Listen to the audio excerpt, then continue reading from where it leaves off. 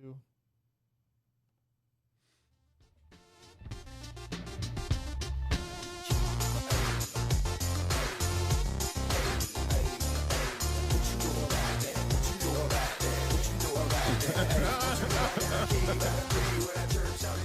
Do it live! How about you? We are back! We are back! We are back!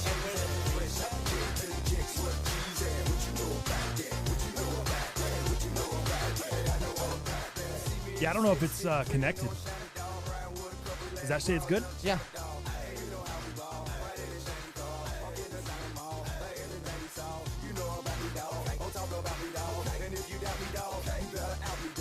Did it create a whole new stream again? Did we do another one of those? 'Cause I don't see it on my end. Looks like we did, but Damn, everyone's in the other one too. I feel bad. What up? What is going down? Welcome in. The most underrated podcast. You already know. Hell yeah! Broadcasting from Most Underrated Studios. I'm your man, Thomas the Franchise. The homie Dow Antonio chilling across from me. They switched up. Of course they switched it up. YouTube switched up the way they go live now. So I apologize to everybody that's in the old stream. Do I just click out of this stream or what do I do? Because this is not streaming.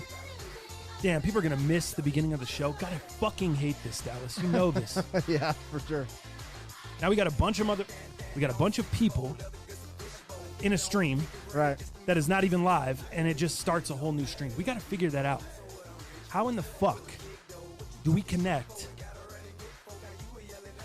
the correct stream? Right. Well, especially when YouTube just made that big change. Yeah, I don't understand it. Because we were doing good. I know. I apologize to everyone. I'm gonna take a minute, man. If you're watching on demand, you could just fast forward a little bit. I don't want to. People are trying to catch this shit live, and I don't want to not have people be able to catch it live. So there we go. Let me see. All right, I got the chat over here. Got the real one. I can't see how many viewers or anything though, so it's fucking sick. Is this thing? Look at that. It was all doubled. Oh my god, what a terrible start to the fucking show. Just one of those in the head real quick for me. My god. Let me see. I'm gonna try to pull up. I should have told people there was a new stream before I clicked out of the old stream.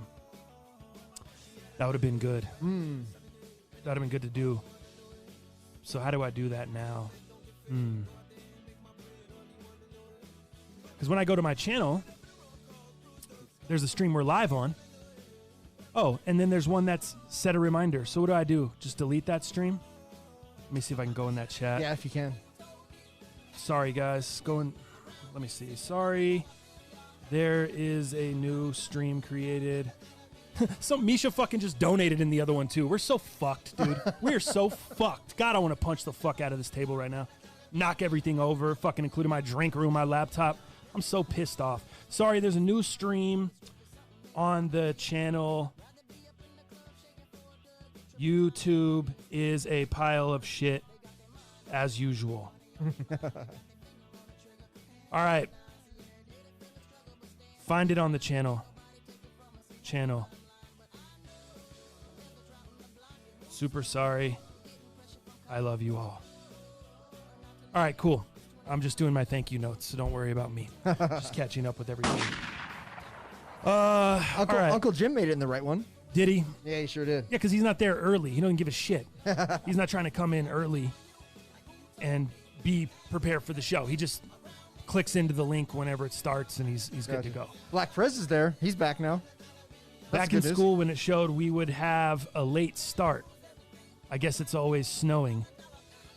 Back in school when it snowed, we would have a late start. I guess it's always snowing in the MUP studio. Thank you for a little comic relief, Prez. Good shit. Dow got the Rona. Yeah, Dow, what the hell is going on with the mask? Oh, guy? yeah, for sure. Okay, check this out. Yeah, I'm you ready. guys know I just got back from traveling. Yeah. And so I got this crazy White Panda mashup going behind us, so hopefully you enjoy it. Anyway, I was going to wear the mask in today because we had talked on the phone. You're like, how you feeling, man? Are you all right? Yeah, you got the Rona? You got the Rona? You've been traveling a ton? I was like, no, I feel good. No no issues. And I was actually at the doctor's office yesterday getting a prescription refilled, and they took my temp when I came in. They did all the shit. So You look good. yeah, They didn't swab your butthole. they didn't do it. They didn't do swab it. your butthole. No. They didn't swab my butthole. They didn't do. Is that how they're doing COVID test now? Oh, I think that's a pretty good test. They're swabbing people's butt. You in butthole? Unbelievable. Hold up. So you're rocking a mask in studio. Yeah. I thought about coming in with a mask, but then I was like, well, we're going to take it off to do the show anyway. Why would I come in here in studio, sit around, prep with you with a mask, and then take it off to do the show? Doesn't make a lot of sense. Let alone, or little did I know, you were actually just going to do the whole show with the mask. So I should have maybe just came in here and stayed with the mask on. Are you really about to do the whole show? Aren't you not protecting shit now? Isn't it the person wearing the mask is protecting everyone else? Here's what they say. Okay, what do they say now, Dale? Give me the new shit. If you're wearing a mask, you're increasing your protection upwards of 65%. That's pretty good. If I'm wearing a mask, no matter what anybody else is doing, Okay. I'm increasing my protection rate at 65%. So those rates are pretty good. That's way better than 50-50. So for that reason, man, I sound so muffled, though. It sounds so weird. I don't know, man. I don't know if I can do it the whole show. It sounds, well, yeah, I guess you do sound a little bit Sounds a muffled. little weird, right? I guess I'm used to people talking in masks, so I didn't even think anything of it other than the fact that I'm sitting across from you and I see you. But Talking in a mask. if we were on the phone, I don't know. I'm kind of used to it. You know what I was thinking? So you went to the East Coast, right? The East Coast was kind of a hotbed for a minute, dude, when the first wave of coronavirus hit. So I was thinking, shit. So I'm a little scared about that. I'm still in my own head with that. And I'm like, God damn, man, this guy he flew on an airplane. He drove. He saw a lot of family. He was on the East Coast. He was in the old hotbed, which Right. is now not the new hotbed. It's probably one of the most actual safest places to be when we're talking like the Texas, the Floridas, the Arizonas, and some of those other hotbeds now that are currently really shitty. That being said, I had a talk with Robin, and it wasn't a long talk, but when I was walking out the door, she's like, "Oh my God, you're doing the cast today." I said, yeah. She's like, Yeah. "We didn't." Yeah, Harry, it's the Rocky Mountains. Yeah, here. It's the Rockies. Brought an extra pair of gloves. Yeah. So then I was like, so what's up? And she's like, well, we really didn't have a conversation about it. And it just kind of hit her out of the blue that you haven't been quarantined. You just got back. You've been gone for like 2 weeks. She doesn't believe that you were acting crazy or not being protected while you were there. Oh, but I was just, wilding out. Just the exposure. No, she thinks I was wilding out. And I was. And you were. I'm just kidding. No, we were very, very careful. I mean, we were masked up. Every place you went, we had to be masked up. We were masked up. Wasn't masked up around family or anything like that. sure. Just depended on whose house we were going to because we visited a ton of people. Right. Everyone had different procedures, where we went, and how we kind of went about it. But as far as being out in the public, we were masked up everywhere. Yeah. Masked up from the time we got to the airport, any gas station we hit, driving all the way back across the country, we were masked up. We were being safe. Yeah. So you feel good about it? yeah, I feel fine. I should feel good about it. I did hear you cough once, and it might have been you might have choked on your own spit. You heard me cough? I don't even remember coughing. One time. Wow, One time. was it like a clearing the throat or was it a cough? It was probably it's tough. I don't live with you, so I don't know how you clear your throat, that kind of thing. But I've been having clearing throat issues for 3 months myself, so I don't know. I've had the Rona 18 times, so I don't know, man. Maybe I'll take this mask off. It's probably stupid. Was it a little DJ Cool? Little Let DJ me Cool. clear my throat. Ba-na-na-na-na-na. Right. Yep. So I heard that once, but you know what, man? Dallas mask whipped Misha. Oh, dude, I'm so used to wearing a mask now, dude. Like every shift, dude, I'm wearing a mask for 7.5 hours straight. You know Oh, what I that's mean? right. Like I forgot all about that. I'm kind of used to it now. That It's doesn't nothing mean, to you. That doesn't mean that it's not hot as shit. That doesn't mean that I'm not breaking out around my nose and mouth area. It doesn't mean that I'm breathing my own damn carbon. Breaking out around the nose and mouth area. What do Yeah, you like mean? just breaking out like with zits and stuff. Oh. Like I'm not. Are you getting some? Are you getting some acne? Look. No acne. But it gets really oily, obviously, for wearing a mask like 7 hours straight, 8 hours straight. Yeah. But no, acne's good. We're looking good here. Let me just show everybody that we should be good to go. See, no acne. No, Good yeah, to go. looking tight, smooth. looking right. So I don't know, man. But you have the best masks. I mean, in my opinion, from what I've tried, and I haven't tried every mask in the world, so take this shit with a grain of salt. But all I'm telling you, fuck the comparison. Never mind. Forget what I'm telling you. I'm not comparing anything. All I'm telling you is the Adidas masks are fire. Yeah. Not saying they're the greatest, they're the best, because I haven't tried everything. But from what I've used, these are hands down the best. It's not even close. They have there's a little inside pocket that you can put filters where you can switch them in and out. Removable. Super easy to wash. Washes like nothing. Yeah. And the thing is just lightweight, very, very breathable. And I think the Adidas ones are the way to go. They sell them in that blue color and the black color. They've been sold out quite a bit. On the blacks for sure. Oh yeah, that reminds me. Let me just fill you in here. So I leave the show. I leave the state. Mm-hmm. I get a couple packages delivered. Mia's staying at her mom's for a couple days. So I'm like, yo, Dow, can you go scoop these, bro? Yeah. They're chilling at the crib on the porch. Can you just go grab these for me? You go over, you scoop them. One of them's a pair of shoes, which we have tons of shoes we're going to get into in today's show. And then it was some tops. The tops Project 2020 cards have started a lot of the back order stuff that we had. It looks like they're starting to catch up a little bit. I also think the print runs are getting a little bit smaller. It's not in the 40, 50, 60, 70,000 print runs as they were. Now they're all under about 15 to 20. Are they that Yeah, much? they're getting low now. People are kind of falling off the wagon a little bit, which means these ones are going to maybe have a little bit more value In the future. Yeah. So I have you go grab the stuff. Everything's cool. Yeah. Before I leave, I'm like, Dow, I only have one Adidas mask, the one you gave me. Mm-hmm. Well, guess what? I don't go anywhere. So I let my lady use it because she goes to work every day. She fell in love with it. Oh, You think she she's loves giving it back for the trip? Nope. I asked, I'm like, babe, can I get that back to go on the trip? Do you have another one you can use? And I got two the size of Texas. What? She did not want to give that thing up because she knows it's the greatest. It's the greatest. It's comfortable. It's easy to wear. She's worn other ones. She left them at our house, for God's sakes. Right. She knows the Adidas is the way. Exactly. So she orders 3 masks. I'm like, cool. We'll give Dow one of those when it comes in. Because you gave me a mask right before I left, so I had one for the trip. I didn't have to take hers. Trying to keep you it had safe. an extra. And I took it on the trip with me. We were able to get in. We found a day that they were available. Mia ordered them. They're coming through.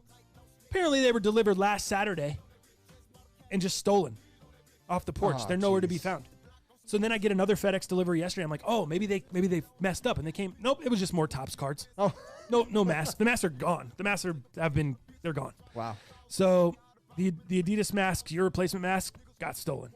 Porch Pirates, off the porch. Gotcha. So as soon as we can order another set, we'll get you. We'll get you hooked up. Yeah, we'll get you looking right, looking tight, as you would say. I'm still doing all right. Got 3 of these blues, and I have 1 black left. Because remember, I gave you the one as a gift, the one for the trip. Oh shit! Damn, Yeah. I took 2 of your blacks. Oh, Mia has one of them. Yeah. Right. Yeah, that was yours that I gave you on the cast. And she had black ones on the way, and now she logged in the other day. There was, or I logged in the other day. There was blues available, but no blacks. Correct. And then I just checked again, and now they're. Was that this morning? Yesterday morning.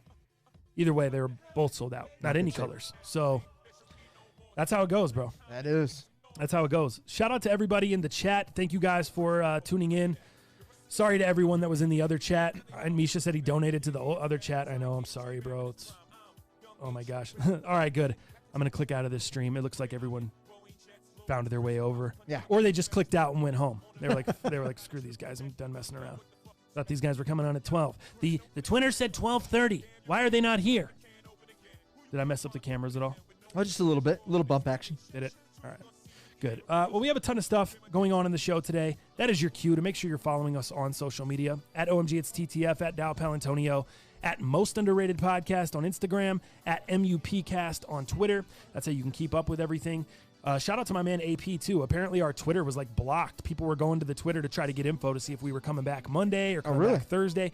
And I went to log in to our thing, and it said, and Twitter was like, oh, we need to make sure that you're a real human. So I had to jump through a couple hoops in order to get our Twitter back rolling. I told you, man, you're a bot, bro. Yeah, I'm a bot. Exactly. You're a bot, bro. It is what it is.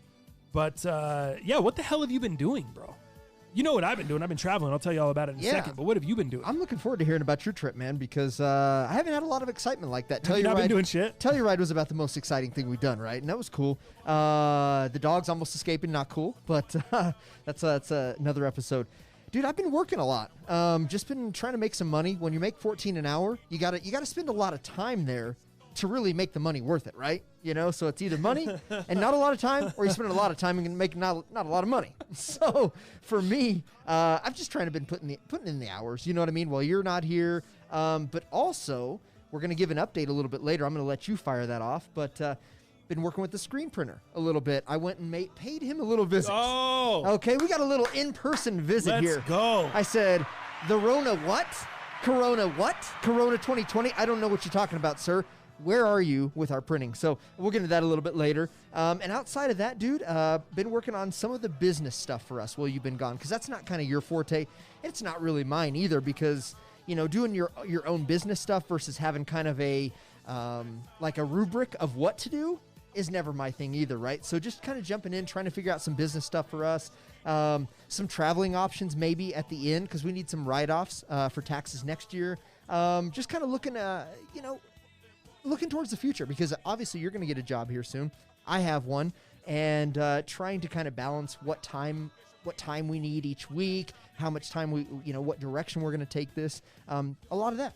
Yeah. As you've been gone. Yeah, So that's tough. a lot of bullshit, to be honest with you. But no, just putting a lot of work in. Been golfing a couple times. I don't know if you noticed. See the tan shies is back? I got a little tan on them legs. They look a little bit more brown. Yeah. Nice. Better than before. Yeah, dude, they were pasty. I'm not sure if the camera show. Maybe. Yeah. They still look a little white, but yeah, man, been getting some rounds in for sure. So, That's good. Yeah, man. Have you been playing a bunch? I wouldn't say a bunch, but since you were gone, I've played 5 times. Damn. That ain't bad. I played 3 times on vacay. Did you? Yeah. I played Did you just rent clubs? So check it out.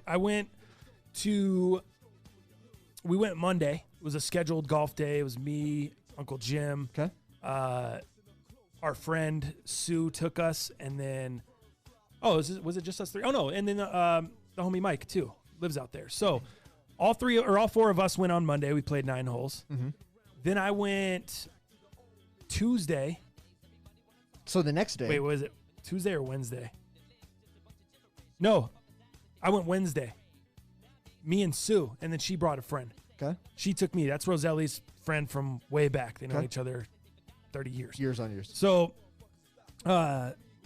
she took me, and then we played 9 there. We played the back 9. So I played the front 9 Monday, the back 9 Wednesday, and then I went out and shot 18 by myself on Thursday. Did you? Yeah, I was just out. I was just chilling, had a bunch of time during the day.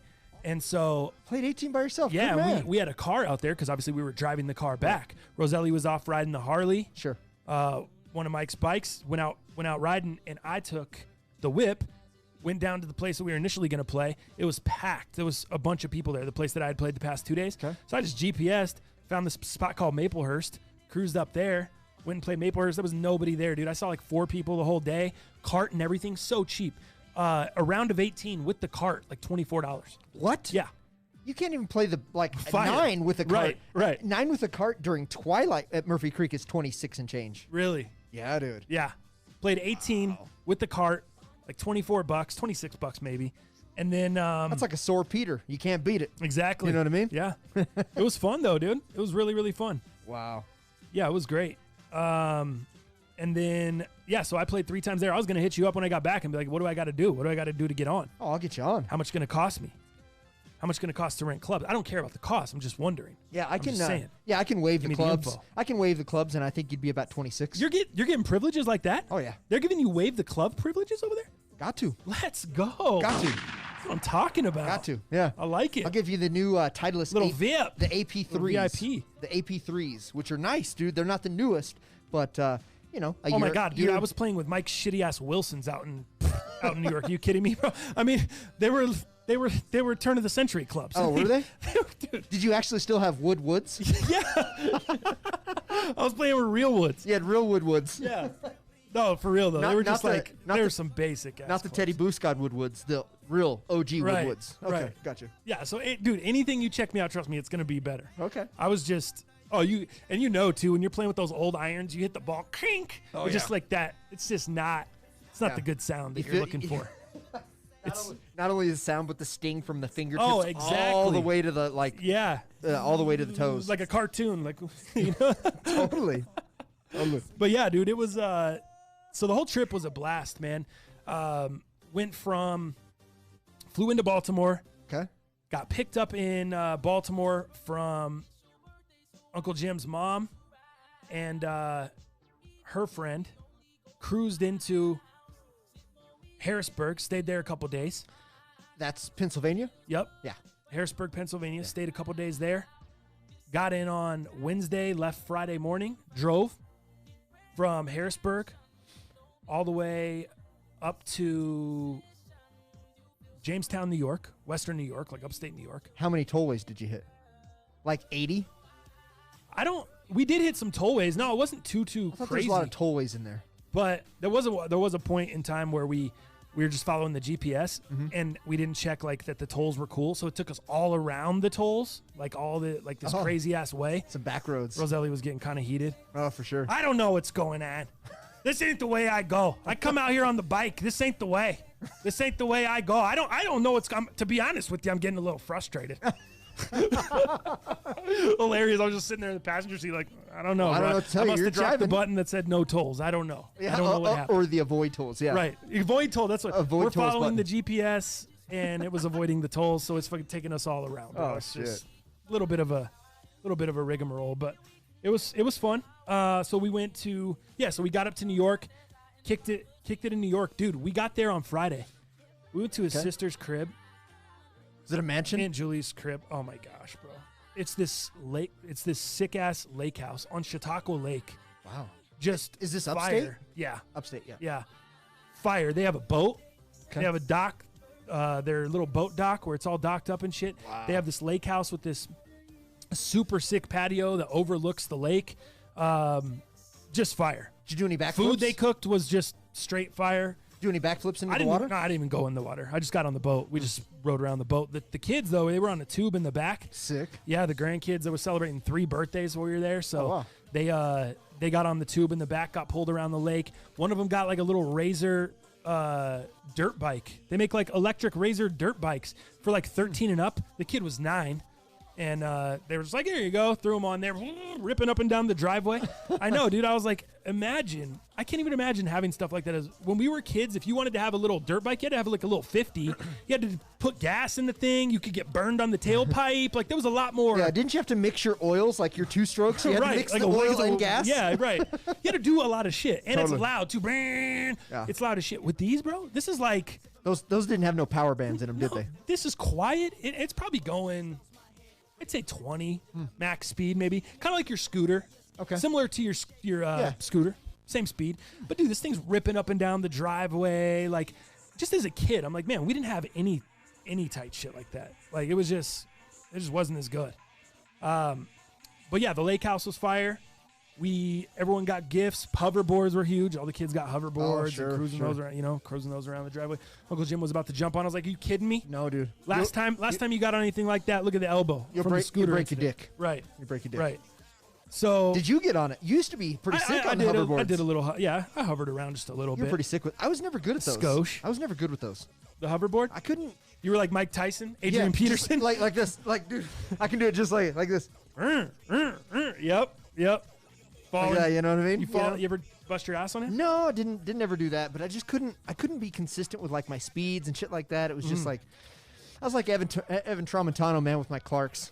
as bad as he is. By the way, I'm feeling a little bad now. Do you need me to put the mask on? Nah, it's all good. Are we sure? Yeah, I'm sure. People are saying they can hear you just fine through the mask in That's the good. chat. That's People good. Anna Choff, 38 people in the chat, only 6 likes on this video. Hit the thumbs up, fellas. Thank and you, Anna ladies. Choff. Thank you, Anna Choff.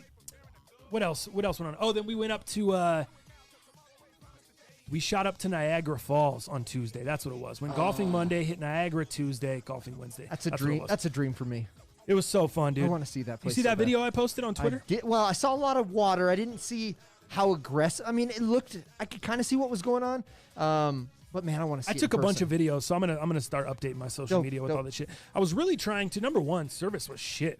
There was just, Was it? Oh, it was not good service, and we have Verizon now, which is I don't know if T-Mobile would have been better or not, but it just was not great service. It was okay service. It was get by type of service, Gotcha. but not really good service. Number one. Number two, being around these people, the people that I'm around up there, these people in Western New York and PA, for one, older people, for two, just not into technology that much, not into phones. So for me to bust out my phone and start recording this incredible food that they're bringing me, this meal, or record this whatever's going on, it would have been very rude. Yeah. You know, it just doesn't feel good. You know, just if you're sitting there and you can read the room, You know looking the vibe. around, yeah, you know the vibe. You're not going to pull your phone out. So there was a lot of I filmed a lot of videos of me out doing shit, some of the golf course and stuff, but it was nothing like in their house and all, because it would have been too much. And we were staying at people's houses. You know, we didn't stay. We stayed in a hotel one time on the way home when we drove from Pennsylvania. We left Pittsburgh on the way home, and we drove from Pittsburgh to Columbia to where the hell are we? Columbia, Missouri. Missouri. Yeah. Humid as a I mug was there. say Columbus, Ohio, but we blew past that. So yeah, we drove to Columbia, Missouri, stayed there, and then drove home. So that was like 10 hours or so, and then another 10-hour Wow. trip the next day Yeah. home. So you only had to have one. On what one is stay that? in the hotel. I-70, I-80? I-70 the whole way. Gross. Unless you hit the button that says avoid tolls and it drives you a little bit off of I-70. I got to be honest with you. I'm a little frustrated right now. Yeah, it was classic. It was classic. But yeah, man, it was fun. It was overall a really, really good time. Niagara Falls was incredible. If you guys ever get out that way, I would love to just go take my lady there just so she can see it. It's just it's a monstrosity, dude. It's really, really cool. I'd love to see Really that. cool to see. And you got to do the Maid of the Mist. The Maid of the Mist is the boat that I was on. Oh, yes. And that's like what takes you out into the epicenter, the middle of the falls where all this madness is going down. Feels like the boat's going to go under. Like, it's kind of scary. It low-key feels like you're in a mixture of The Perfect Storm and you're on Disaster Canyon at Elitch's. If you guys don't know what Elitch's is, it's a water ride. Yeah, a if you water don't know park. what it is, get a life. But yeah, dude, it's very fun. Jeez. I thought it was really, really cool. Plus, that boat held like 400 and some people. We got on, and it was because of social distancing, COVID, and all that stuff. They were only allowing max of 175. Gotcha. So there was tons of room on the boat. They said that Uncle Jim was telling me before, because he's been there a bunch of times, like, oh, you're crammed. You're fucking shoulder to shoulder on that bitch, crammed in there. It was good. It was fun. I really Nice. enjoyed it. That's dope, man. That sounds like a great time, man. Niagara Falls is always a place that I've always wanted to go. And you know where I first learned about that? Do you remember the movie Superman? Superman. I haven't seen the movie. Dude, Obviously, so I know Superman. there's a part of Superman where there's this kid. He's fucking with the railing, you know, like acting like he's gonna fall off and that kind of shit. All of a sudden, the kid falls off. Of course. Superman goes to his rescue, flies, catches him, sends him back to his mom. Lois Lane's like, "Where the hell's Clark?" Well, he just turned into Superman. I love that part, man. And ever since then, dude, I've always had this infatuation with Niagara Falls. And water, I've always had an infatuation with. I've always been scared of it because water is super scary, right? You never know with undertows and currents and all that shit.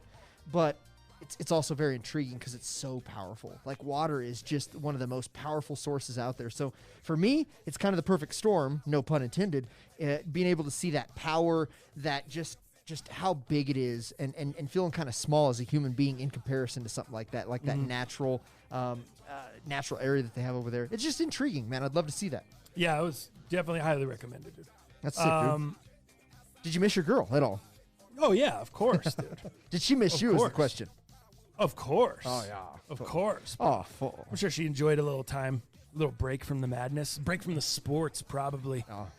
That's probably the number one thing she loved. She didn't have to worry about hearing screeching feet on the court, Oh, Robin. hearing the ball coming off the bat. Maybe I need to take a break with Hearing Robin. that- Maybe that'd be perfect. Yep. Maybe a little separation wouldn't hurt. Yep. So she doesn't have to hear all that shit. But she got a long break. You know what I mean? She got a long break during quarantine.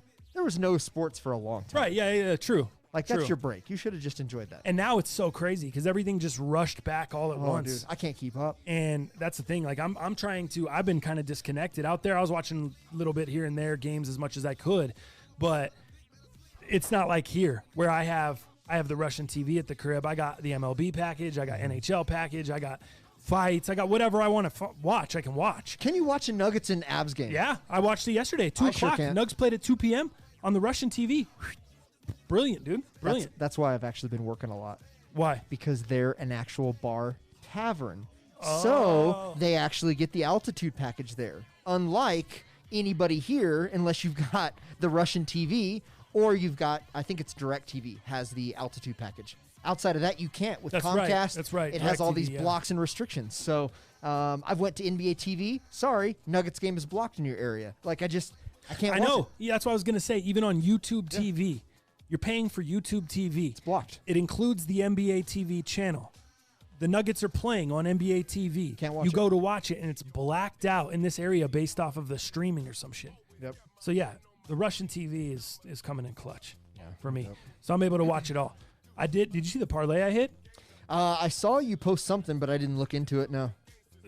First night back, I play a little baseball parlay. Got stupid lucky. Okay. Live bet it a little bit because the odds were down on one of the favorites, and it was 50 to win. I think it was like 839. Oh, shit. Yeah, crazy. Just so lucky. You dude. came up on that? Yeah. What was it? 4 teams? 4 or 5 teams. I don't even remember now. What was the bet? 4 or 5 teams get corona and they have to shut it down? No. Is that the bet? No. 'Cause that would have been a good bet. Wins. Wins, baby. Dang. So yeah, it was a nice come up. Okay. It was a 4-teamer neighborhood set. Separation. We talking hall pass, Del? Oh, no. That's a funny movie. Robin would not allow that, and no, I wouldn't want to do that. I just want Robin to feel good about things. I want to give her a little bit of time, get her head right, get her straight. I think I've been pretty frustrating. Our counseling has been really, really intense, I both think we need to kind of get our heads right, heads back on straight a little bit, and maybe some time. So I might spend some time with my family. My mom, sister, obviously live about 30 minutes from where I live, so. I might just go see my family, go see my dad in Montrose, and maybe do a couple things alone. And, I think that'd get us back on the right track. So, yeah. Tell me this really quick before we move on. We didn't get to this last episode. You were telling me about getting rid of your Forerunner. Has there been any progress made on that? Or I don't know anything about this. Yeah, so taking the Forerunner, when we went to Telluride, so we took the trip, we took the truck to, on that trip. And the dogs absolutely love it. I love that dog window that the Forerunners all have, right? It just you have your little remote control that just obviously pulls down the back gate, which is super nice. And, the dogs can put their heads out. I think that's why I bought the truck. I'll be honest with you. That one feature. That's a great feature for the animals. Now, the features that kind of suck about the Forerunner is the Forerunner is very low geared. So when you kind of rev it up, I mean, to pass somebody on the highway, going 75 when you want to go 80, 85, maybe even 90, dude, you're revving it up to, 8,000, 9,000 RPMs because it's just so low geared. Okay. And it's just not very fun to drive on the highway, and obviously it's not a highway rig necessarily. It's good on the highway, but it's not a highway rig. It's an off-road vehicle, and I understand that. And that was the purposes in which I bought it for, so Robin and I could do some camping, almost turn it into what they call an outlanding experience, right? Where you kind of turn your own personal vehicle. You got your tent. You got everything is self-sufficient within your truck. And that's what's really popular. My buddy Muzzy, he's done that with his Tacoma. So that was kind of my intention. But then I'm like, shit, it's low geared. The gas mileage sucks. It's a really, really heavy vehicle. So if you put dogs in there and you got a passenger in there and you got a load of, whatever you're taking on vacation, damn thing's really heavy, dude. And with those, as I call it, opportunities, it's not the greatest vehicle in my opinion, man. And it's just not very fun to drive. It's fun to ride in because it feels like you're in a boat because it's super big. And Robin doesn't get as car sick in that as some other cars. We've been to Blackhawk. Remember how car sick she gets, dude? Yeah. It's horrible. But she's okay in the Forerunner. But she's pretty good in the Forerunner. But you're getting rid of the Forerunner. But I think it's time to get rid of it. But you put all this money into the Forerunner already. I haven't put a lot of money. You got the cage. You got the tires. Sure, I put a lot of accessories to it, but I can sell those accessories for the same amount of money, if not more. And they're used accessories. Right. That's Colorado for you. Right. That's why for the TRD Pro Forerunner, you're going to pay $10,000 Forerunners, invoice. Jeeps, Subarus, all those in Colorado dude. just crush it, right? So, so I could make really good money off of that and then maybe just get something small. I don't want like a compact SUV. I'd like it to be a little bit bigger. So I don't know what I'm going to do, man. I'm going to look into the Ford range again because they've got ones with single turbos, twin turbos. So I miss that speed a little bit. I miss the gear ratio and I miss the gas mileage. So are you returning the lease? Oh, looking outside, you don't even have the Forerunner. I got the beater today. What is that? How does that work? Because you're in a lease. You return the lease, or? Yeah, for sure. So I'm in a 3-year lease. So I'm almost 2 years into it. It'll be 2 years, I think, this December. So you can break leases early, and what you would do is just agree to buy the vehicle, and then you can go ahead and finance the vehicle and then sell it, and then somebody can buy you out from underneath the lease, right? Okay. Or even just buy you out of the lease if the money is right. And some brokerages do that. Dealerships, not really, right? So I might wait the 3 years and just I'm keeping the mileage super low on it. So I'm going to be just fine to hand the keys over at the end of the lease or just have it bought out. So I've been talking to my broker here lately just about options, and we'll see. I may not have the 4Runner too long. Good shit. You know, so. Yeah. At least it was smart getting the other car, so it doesn't even matter. Right. If you take some time to get whatever you decide on, whether it's the Ranger or whether you go, whatever direction you go with the new car, you can take your time with that. Gosh, dude, I don't even know where to start with all this shit. There's so many topics. Let's start here. Give us the printer update and what's going on with people's merch. Oh, yeah, for sure. So I talked to the printer personally. What day was that? Not yesterday. Day before yesterday. I went to his shop, made an appointment with him, and I said, yo, dude, what's going on? So he's had a lot of family stuff, whatever. I get it, man. We're all dealing with our own different thing. Fuck, I'm wearing a mask at Most Underrated Studios. We're all dealing with our own bullshit. There's no doubt about it, right? That being said, the update is this. The Dang Bros t-shirt and the Sports Hype Life Most Underrated shirt will be done and printed. The box logo, yeah, the box logo that we did will be done and printed by Thursday of next week. I will be shipping those shirts out. Not just the Dang Bros, not just the Sports Hype Life. I will be shipping out both shirts Friday of next week. Dope. So that is the update. Finally. Your guys' orders Officially. will be done. We have now teamed up with not one, but two, but three other printers. So this will never, ever happen again. We're going to have our hands in a bunch of different candy jars, in this case, or cookie jars, as you'd say, just to make sure. Yeah, I love candy, you know what I mean? Not cookies. But that being said, guys, this won't ever happen again. And I know you guys were patient. I've gotten a couple DMs saying, hey, what about this shirt? Did you guys ever send this out? Yeah. This won't happen again. We apologize. Corona, we learned. We lost Jalal. And, by the way, I got a little update that I'm going to let you give here in just a second about that we found something. But this will not happen again. I will have everybody's order shipped out by Friday of next week. So thank you for being patient. Thank you for being awesome. And after that, that's why we haven't done any drops here. I just couldn't, for the life of me, my heart, I just couldn't offer any masks. I couldn't drop any other new product until this shit was gone. You know what I mean? It just wouldn't have been fair. It's not good business to continue selling shit and you're still sitting on the Dang Bros logo and the Sports Hype Life logo. So for me, this had to be done. It took a little while. We're getting there, but it will not happen again because we've now teamed up with multiple printers. So thank you guys again for the patience, and you guys will have your shit next week. Misha, I'll take some peanut M&Ms from the candy jar. We'll throw some in with your order, Mish. Yeah, no doubt. Don't worry, bro. That's what I think we're going to.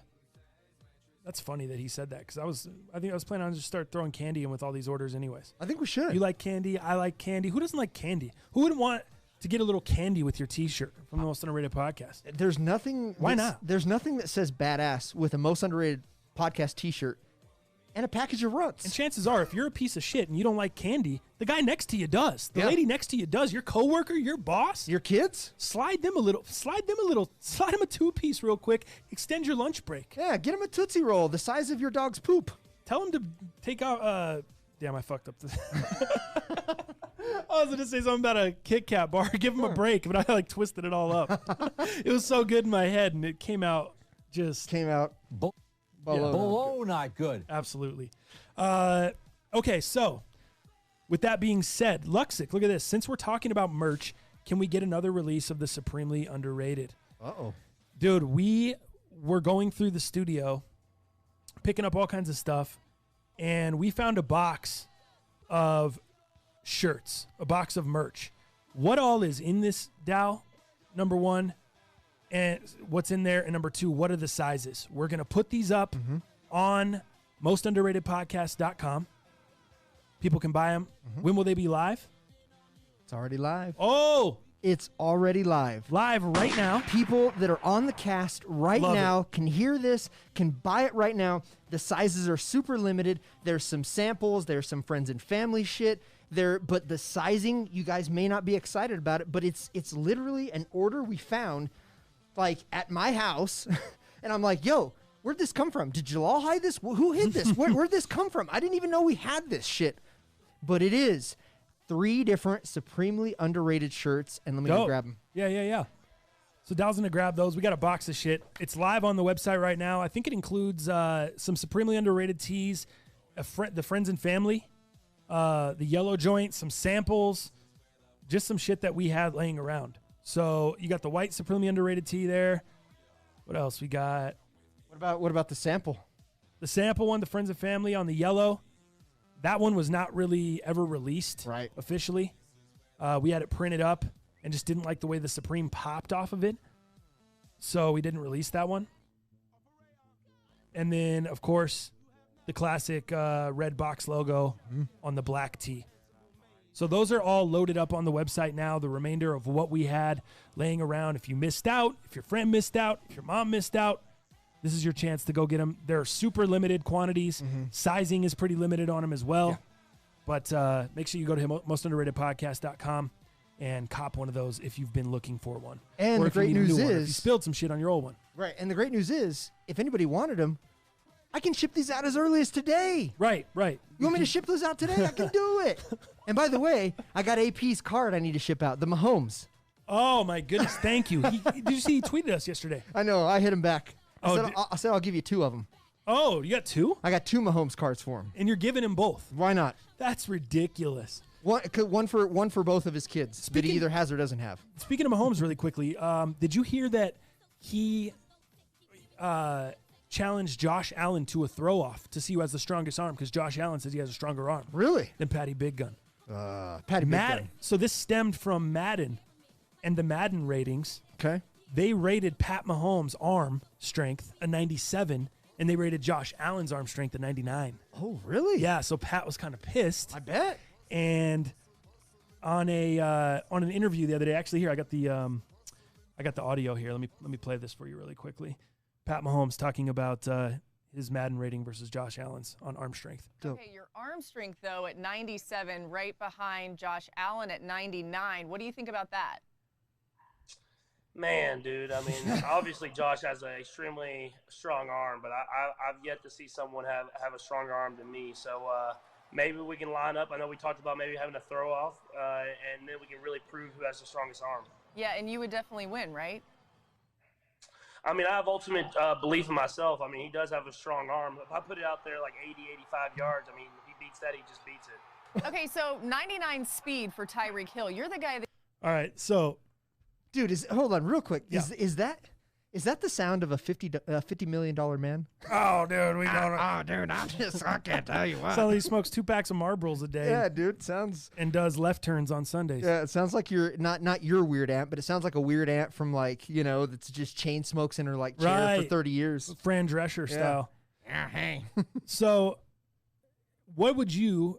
So he said that there on Good Morning Football the other day, and then they talked to Josh Allen, and Josh Allen said that they already have something set up, but due to COVID over the summer, it got canceled. Mm-hmm. But they're planning on resetting up some kind of arm challenge thing. He says he'd be down to end the debate once and for all. Formally accepting Mahomes' throw-off challenge, quote unquote, we're working on it. I'd love to finally settle this and figure it out, end quote. Okay. So there you go. Who would you take there? Patty Big Gun. Mahomes said he can throw at 80, 85 yards, so Allen would have to get it farther than that in 90 the air. plus. You think Pat over Josh Allen's arm? Pat any day, for sure. I'm going to you want to throw 5 on it? I'll go Josh Allen? For sure. All right. 5 on it. I got Josh Allen. You got Pat Mahomes. Sounds good. Arm strength contest. I love it. All right. We're good on that. Sorry, I just wanted to bring that up because we were talking Pat Mahomes there. Let me get my music back.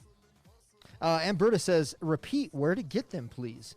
MostUnderratedPodcast.com. MostUnderratedPodcast.com. Got it. There you go. Tell your friends. Tell your wives. Hide your kids. Dude, there's so much stuff. We're just kind of bouncing in and out of topics today. Some stuff may have a ton of depth. Some stuff may not. Some stuff may be older. Some stuff maybe come out yesterday. There's just so much to talk about and so much we missed. Mm-hmm. I don't want to go too far into the old shit. Right. But obviously the NBA bubble has come back. And have you been watching any of the games? Have you caught any full games at all? Dude, I've watched probably 7 or 8. Okay. Yeah, man. I'm in there. And what? Who are you liking so far? Is So anyone impressing you? well, who I'm not impressed with. Let's start off with that. I knew where you were going. Memphis Grizzlies. I think they have lost now 4 or 5 in a row from last night. Dude, those guys cannot quite get it together, and I know they're playing some pretty good talent.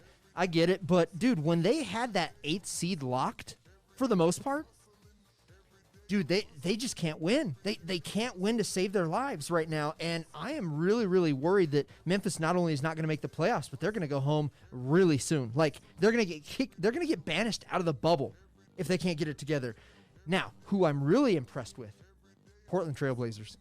These They look guys, good. Nuggets got them tonight, I think, right? yeah, dude, I'm a little worried about that game, but I'll tell you what, dude, Skinny Melo now has lost some weight. Skinny Melo. You know, and he looks good out there, starting to make some clutch shots. I think Portland is allowing him now to have some of the freedoms and trusting him to make some of those clutch shots and not always going to McCollum or Dame Lillard.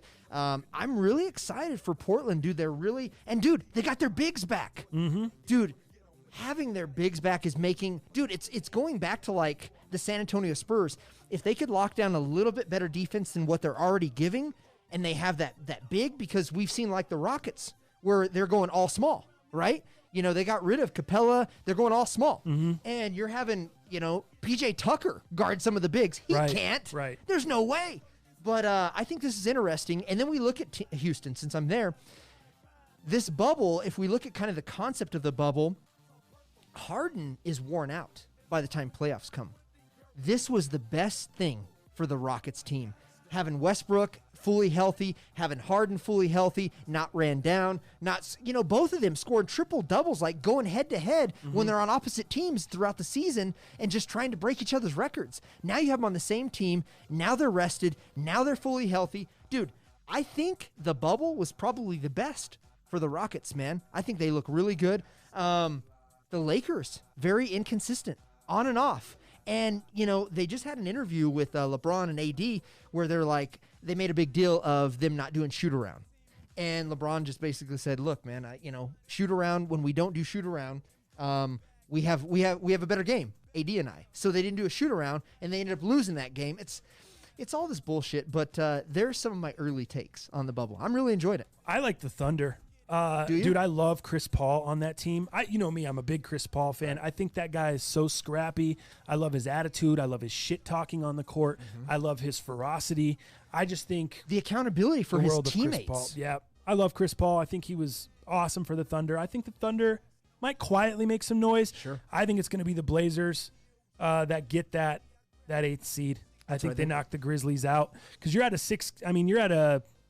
6-game sprint here. Mm-hmm. Right? Or how many games left? Let's see here. Before because were they playing 8 games? Was it 8 game playing? I think it's 8 games, because what we're looking at is you have play-in games if necessary, which is August 15th through the 16th. Then you have the playoffs start August 17th, and then the conference finals September 15th, and then the actual NBA finals are the 30th. So I believe that's an 8-game slate, and then the play-in games if necessary. Do you think the Lakers, going back to that really quickly, are you nervous about how the slow start they're getting off to, or are you one of those people, it's like, they're going to get it in gear. They're going to click when the playoffs come. Once it's playoff time, the intensity changes, LeBron changes, everything goes up a level, and that's where the Lakers will shine? Are you worried? Yeah, I mean, I think they lost some bigger people, obviously, through the bubble, some people that just opted out. So I think that changed the dynamics, but I am not worried about them. They've already clinched the number 1 seed, and that wasn't because of how they've played in the bubble, right? Mm-hmm. That's just because their record was just so high, and that's just what it was. So they've already clinched number 1 seed out of their conference. No surprise there. And, chemistry, I still think a well-oiled machine and a well-rested LeBron James is somebody I'd never bet against. You dig? You know what I mean? So I think they have it completely under control. I think they're saving everything. What about the Clippers? You impressed with the Clippers? I haven't really watched a ton of the Clippers, to be honest with you. I didn't really watch much of the Clippers. I know the Lakers beat them, and I saw They did. On the opening night. Was it opening night when the NBA first came back? Lakers Clippers, Yes, I think it was. Yeah. So I watched that. LeBron has the winning shot. Yeah. Yeah. But I haven't paid enough attention to the Clippers They just haven't been on when I've been able to watch. So I haven't seen a ton about them, a ton of their games. Yeah, I think the Clippers D is something to be reckoned with. And then Paul George, dude, that guy is a streaker, man. He gets streaky as shit. And, he'll start draining those threes, and all of a sudden he'll be 3, 4, 5, 6 threes deep. And, they've got some edge to them, and I really like them for their defense. Obviously, Kawhi's pretty great with his defensive, really held LeBron James for at least half the game. And then you have Patrick Beverly, who does pretty well. Paul George is a pretty damn good defender, too. So I think they have a lot of great intangibles on both sides of the ball. So, Did you see Allen Iverson on LeBron James? I heard what he said. And Michael Jordan. I heard what he said. Did you hear that? Let me play it for the audience. I did. Just in case you guys didn't hear. Everyone's fascinated with GOAT talk. I'm sure John King's pumped. Right? Everyone's always fascinated with GOAT talk. Allen Iverson was he on IG Live with Fat Joe? Or just Zoom or something like that? I think he was on Zoom. Okay, he's on with Fat Joe. And this is what he had to say regarding the GOAT debate, Michael Jordan and LeBron James. Like, much as I love Michael Jordan, dog, man, LeBron James is the one, dog. He the one, man. That motherfucker is the one. Kevin Durant is the one, man. Wait, what? The one. Yeah, he's different like that. AI, you're the only player. Huh? You would just I don't even understand that. Yeah, wait. Well, he was talking about AI, and then Kevin Durant, you're the one. No, he's talking about LeBron. He is AI. Yeah, sorry. Yeah, I mean, when he's talking about LeBron, then he goes to Kevin Durant. Right. I'm confused. Which one's the one? Because one of them's got to be the one of them's got to be the two. Right. They both can't be the one. Yeah. Can they? You know what I mean? I'm a T.I. Let me see. I'm Brandy. I'm Monica. Did I mess this up? I love Oh, yeah, there you go. Michael Jordan. Dog. Man, LeBron James is the one, dog. Okay, we got it. He's the one. He What the else? one, man. What else, AI? That motherfucker is the one. What else? Kevin Durant is the one, man. Wait, what? Are you drunk? Who's drunk? Who's the one? I'm confused. How much Hennessy they got in there? How do we go? Yeah, no shit. Is he on what's his name's level? That was getting all drunk on Versus? Oh, shit. Who the hell was that? The other night against Fabulous. Damn it. Not Not DMX. Who the hell was that? Who was getting? Tell me in the chat right now. He was getting. Who was getting too drunk? Lit up. Who was getting too drunk on the Versus? Wasn't it Jadakiss? Yeah, Jadakiss. Yeah. Thank you, neighborhood. Jadakiss. It was Jadakiss. Jada was like the drunk uncle. Getting too faded on there. Yeah. I just had to share that with you guys in case you didn't hear the clip. I just thought that was pretty funny there. So who's the one? Yeah, I'm still unclear. We don't know. We're still unclear on who's the one. If you guys have it figured out, go ahead and let us know. Let me know. In the chat. Obviously, John King, LeBron the GOAT, period. LeBron will never come close to Jordan from AP. Mm-hmm. Al sounds like he's been smoking with Patty Big Guns. Oh, funny shit. Funny shit. Let's move on. Let me see what else we want to hit. Oh, actually, you know what? Not done with NBA yet. J. Cole. Yes. Trying out. Yeah. For the NBA. I thought this was a joke. I saw the headline and I was like, this is a little insane. Did you see this? I saw the video of him shooting up all the trays. See that? Oh, yeah. Dropping trays. Yep, in the gym. Yeah, and then he just dropped his own signature sneaker, which we can talk about in sneakers if you want. His little Puma RS. Oh, I didn't even know that. J. Cole's got his own signature sneaker. Wait. Once you start saying stuff like that, is this a publicity stunt to sell the sneaker? Is he really going out to try to ball? Or is this a publicity stunt to sell the shoe? I don't. Here's what I would say. Okay. There's probably a little bit of publicity in the backside. But what I would say in is. the backside. No homo. Pause. But what I would say with J. Cole is entertainers and influencers are selling the most merch, right? Like, nobody's buying sports signature shoes necessarily. I mean, you might buy a Zyon shoe, like the Bayou Boy shoe was cool that he did. But people are buying the entertainer signature shoes. Kanye, you see J. Cole. That's where a lot of the resale is, and that's where a lot of the money is right now. But yeah, I mean, I think there's kind of a 1 and 2 with this whole thing. But yeah, he just came out with his own Puma signature basketball shoe. So it's called the RS Dreamer. Pretty cool, man. And it's actually not bad. I feel like Puma didn't design this. I feel like they built the shoe, but it seems like almost like too cool for Puma to do. Let me put it on the screen, show you what it looks like here. Let's see what we got. Dal's pulling that up. Oh, so it's the one on the right, okay. obviously, that Kyle Kuzma's wearing there. So I mean, it's kind of cool. It has a lot of the colors that Puma's been doing with a lot of their. So it's a signature shoe, but it's actually a basketball sneaker. It is. Okay. It is. So this isn't a fashion sneaker that he's wearing. No, this is a performance. Kuz is actually balling in it. Performance. Okay.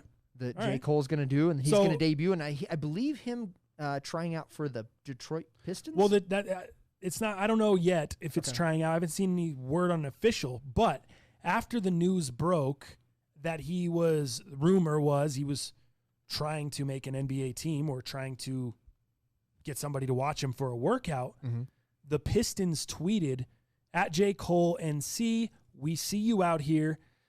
Hit us up for a tryout. This is for all the dreamers.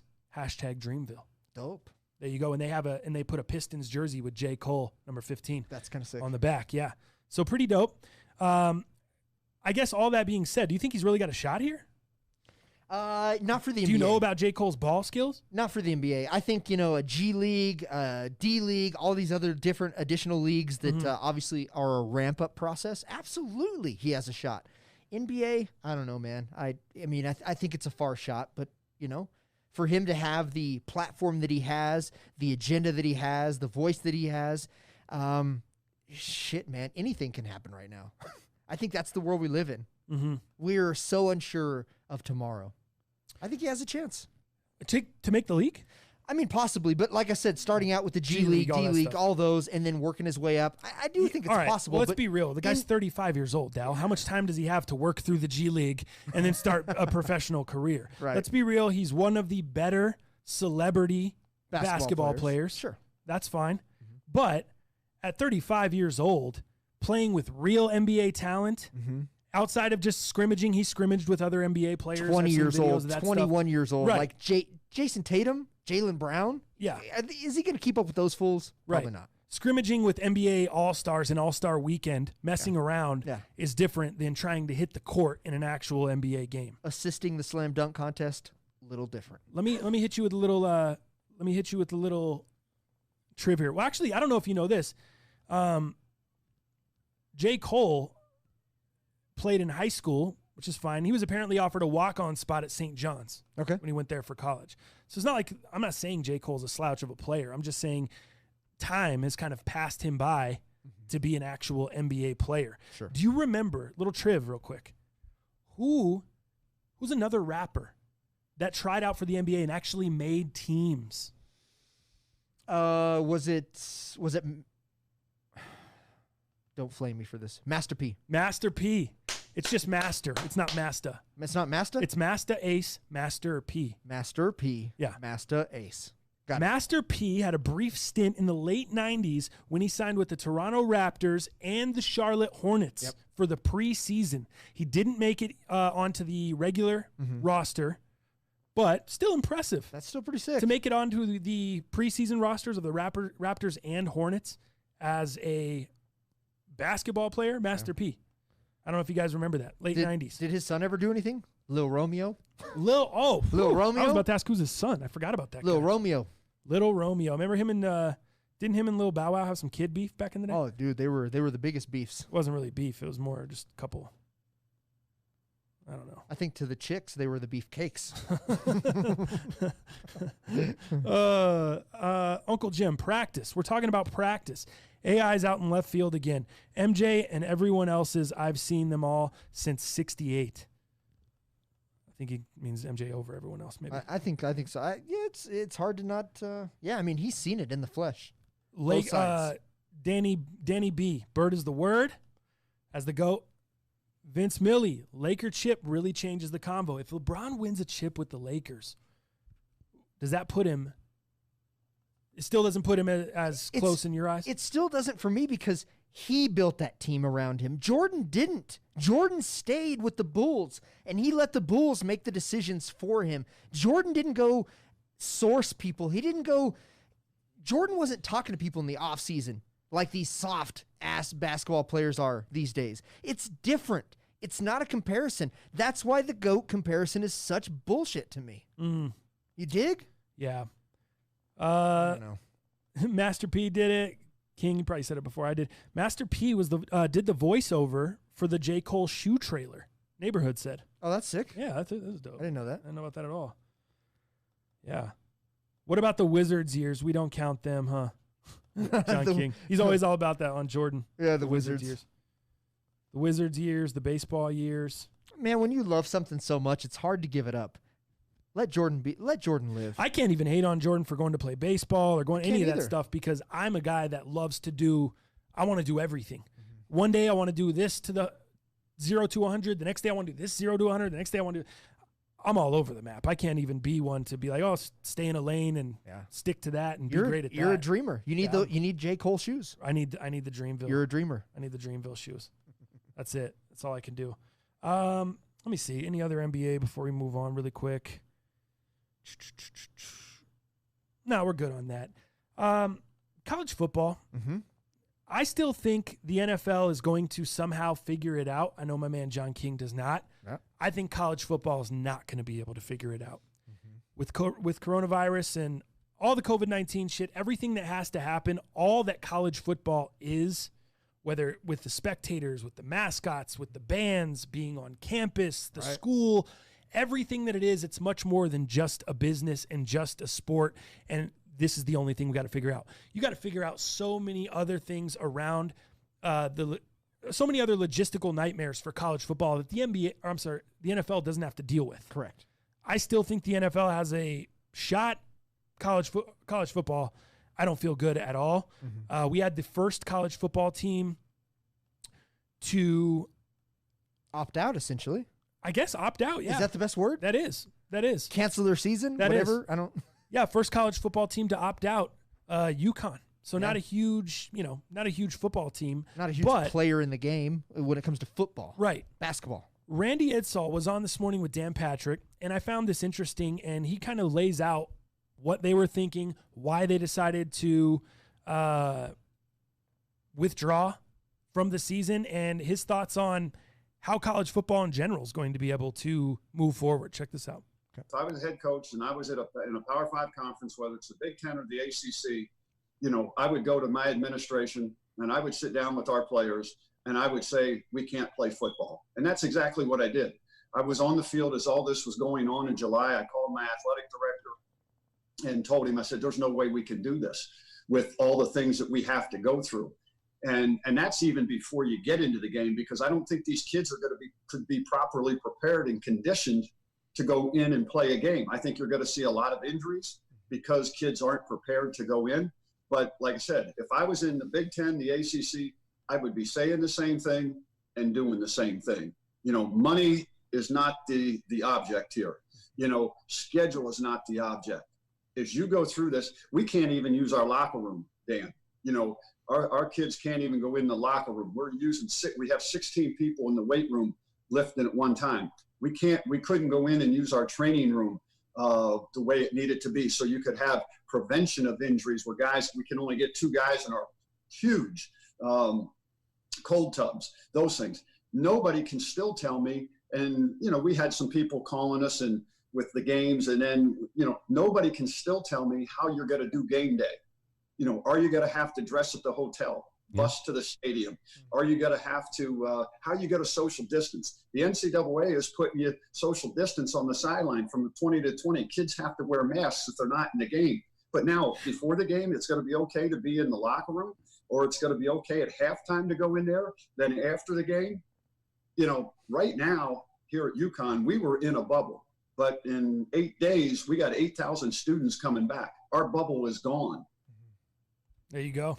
Dude, it's hard to argue with those facts. Right. That's exactly what I was thinking this morning. That's why I wanted to play with you guys the clip, because I was just like, what do you argue with there? I mean, it's all factual shit. Injuries, those great are things points. we don't even think about. Right. You know, the cold tubs, the sanitization process of getting enough people in there, out of there, and what does that look like? Because people are just thinking about games. Dog, it's deep. That's deep. That's the problem. Everyone's just thinking about how do we get to the game? How do we play the game? Well, he's saying, I don't even know how game day is going to look. Like I said, are we dressing at the hotel and then busing to the stadium? Are kids wearing masks on the sideline when they're not in the game? There's so many unanswered questions, and so many unanswered questions around recovery, around the process of just getting to the game, and everyone else just wants to talk about, we can do it. This is how we can do it during the game. Well, what about all the other logistics, all the other shit? And I think that's kind of the point that Randy's trying to make there. He also talks about other coaches maybe being in denial that this isn't going to go down, and they're not really facing the facts. Right. I just think there's people afraid to make decisions, Dan. People in leadership positions are afraid to make decisions, and they're kicking the can down the road, and they're trying to say, okay, we're going to try to do everything that we can, knowing in the back of their mind it's probably not going to happen, and they're going to cancel the season. There you go. Crazy, dude. So I'm with him there. That's the first football program, college football program to fall. Now you can make the jokes. Who cares? It's UConn. Right. Does UConn? Who even knew UConn had a football team? Who in the hell is UConn playing anyway? How would they even fill out a 10-game schedule anyway? I get it. All the jokes. How much income is really UConn football program bringing in to the university? I mean, I get it. They're a basketball school, especially a women's basketball school. I mean, look at the titles. Their gym's probably their school. It's all women's titles. Right. Oh shit. I mean, they got some men's titles too, but bunch of just banners women's everywhere. titles, just everywhere over there. UConn. Totally. The Lady Huskies run that place. Absolutely. But anyway, back to the season. For everything he said there, I don't know how they make it work, guys. I just don't. It's gonna be really, really hard. Yeah, John King, all it's gonna take is one person to get sick in the locker room, and the season's over. Fall college sports ain't gonna happen. Just watch. AP, they can't even oversee players getting paid from outside sources, yet they think they can handle a hidden virus. Right. Really good point there. Very really good point. Who said that? John King. That's a good point, John King. Yeah. For sure. No shit. Everyone freaking out about the virus. It has a 99.8% survival rate from AP. It is what it is. I mean, I'm not going to argue that, AP, but I mean, the amount of it's hard to that's where I find people telling other people to wear masks or not wear masks, all this stuff. I find it hard because everyone's situation's different. Everyone individually has a different set of circumstances. You may be fine. The people around you may be fine. But then this guy over here, his wife may be diabetic. He may have a little son. He may have a mother that he takes care of that's 85 years old that doesn't breathe very well. There's all these different circumstances. And when we talk about 99% survival rate and all that stuff, that's fine. But it's all relative to your life. It's relative to you because that, 0.2% could be your mom, could be your son, could be your wife with diabetes, could be your friend with diabetes, whoever. You know what I mean? And that's the hard. It's so situational, bro. It's very hard. Only you can prevent forest fires. Thank you, and Smokey. coronavirus. Hell yeah! Thank you, Smoke. Yeah, you're welcome. Appreciate you. So that's what we're looking at. I found those facts interesting. UConn, the first football program to fall or to opt out. We'll see how it goes for everyone else, but I thought that was very interesting. Speaking of football, sticking with football now, The Rock buying the XFL. Yes. What do you know about The Rock buying the XFL? I know that he came out with about 15 mil himself, and I think it's a multi-person purchase. I don't know how many rights he has or doesn't have, but I know he came out with about 15 mil out of himself. He loves the Canadian Football League. He talked about on his Insta story about how he has a great relationship with the fans and Canadians and these wrestling matches that he went and how he was treated and how he was accepted. I think it all makes sense, and I'm just wondering when he runs for president. No shit. What's next for The Rock? There you go. He's got to be our president. Gotta be. I thought this was funny. Dana White had some thoughts. And Dana White knows a few things about taking a business that other people are essentially dumping. He got a even better dump than this. I mean, I feel like The Rock, I don't know what the value of the XFL. Is $15 million a good deal? I have no idea. That sounds like an insane amount of money to me. I think you should, for what we got a quarter of the season, and then it all got canceled and went to shit from COVID. But did we get a quarter of the season? I'm confused. I don't even know if we got a quarter. Maybe just a couple games or something. A couple games is what I thought. If that. It seems hard for me to see that it's worth paying the value $15 million for, because you know what I do in my mind? I go back and I look at other sports leagues, and UFC just pops into my mind as a company that was bought for around $2 million, maybe under, like $1.9 million, something stupid cheap.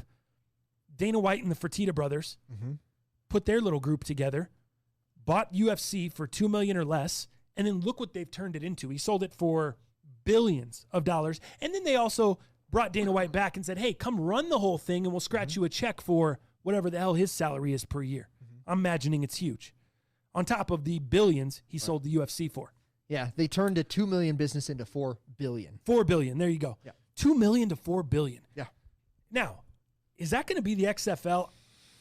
That, to me, I'm screaming long shot. And I'm going to say no. I'm just going to say no. I'm going to sit here and I'm going to take the risk of being wrong in a few years and saying no. They're not going to even turn it into a $1 billion business. Right. That's a lot of money. There's a lot that has to go in there. They have a huge competitor. The UFC didn't have any competitor like that when they came out. Mixed martial arts was so new. Everyone just looked at it as a barbaric sport that a lot of advertisers didn't want a part of. Exactly. Dana and the Fertittas came in and cleaned it up and made it mixed martial arts. That was their competition. Right. Exactly right. Like, nobody wanted it. It was like, it was viewed as like, ooh, that's gory. That's gross. I can't throw money at that.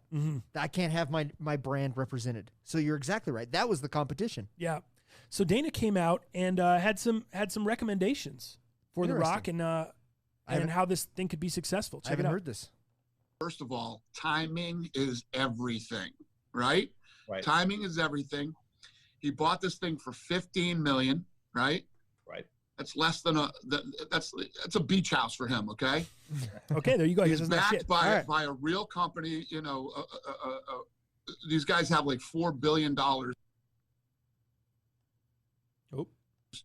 And management capital, right? Right. Then you have all these multi-millionaire athletes that don't want to play right now, right? All these guys that don't want to play, they want to sit out, don't want to stay in a bubble, don't want to do what it takes.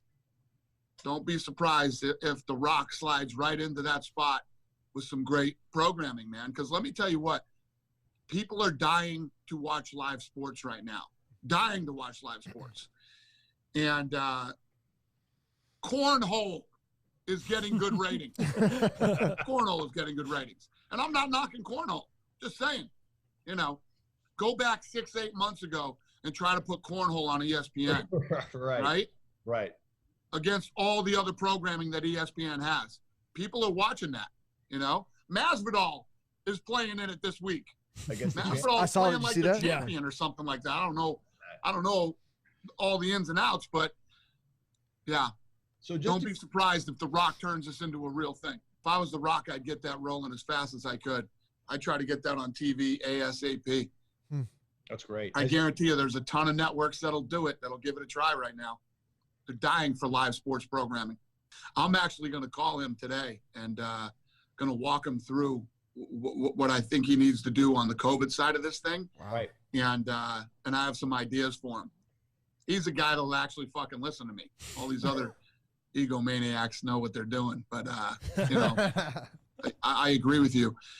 He can definitely pull this off right now. Timing is everything. And right now is the time to go. There you go. Dude, who better to take advice from the man who started back live sports, who brought back his own bubble, who brought back the immense testing, who brought back a satisfactory, I mean, not even a satisfactory, like just an immense great job that he did with the UFC, bringing that back, being the first, having a success, building his own fucking island, and giving The Rock advice right now. I don't think there's anybody better to give advice right now. And look what he did with the Fertitta brothers, like you said. Yeah. Holy shit. I'm going to take that advice to the bank. It's cool that it just shows you how much respect he has for The Rock to say, I'm gonna reach out to him, give him a personal call. That's tight. And he knows, he's like, hey, it sounds like he's given The Rock advice before, and he's listened to the advice. And it was nice that he could take a little shot at all the other owners, sports owners and GMs and shit too. Right. To be like, oh, okay, you guys asked for my opinion, I gave it to you. You guys didn't take it, so fuck you. Yeah, it was, my face. It was funny, but yeah, I thought that was good, man. I thought that was very good. Jason Ramirez. I have respiratory issues, so every day I'm scared I'll catch it and end up dead. Exactly. Yeah. Exactly. So the people that don't have any respiratory issues, don't have any problems, they're the ones that aren't giving a shit.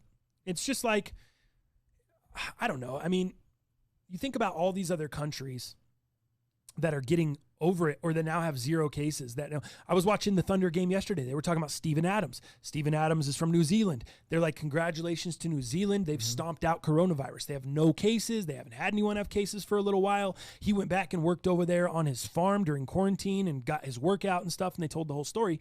And I just think of countries like that, and the reason they are where they are with this whole thing, as far as having it pretty much stomped out or stomped out completely, is they care about one another. Yeah. It's simple. And you've probably seen memes on social media. You've probably seen things here and there. We have just turned into a hateful, selfish, divisive country. Absolutely. Everyone wants to be right.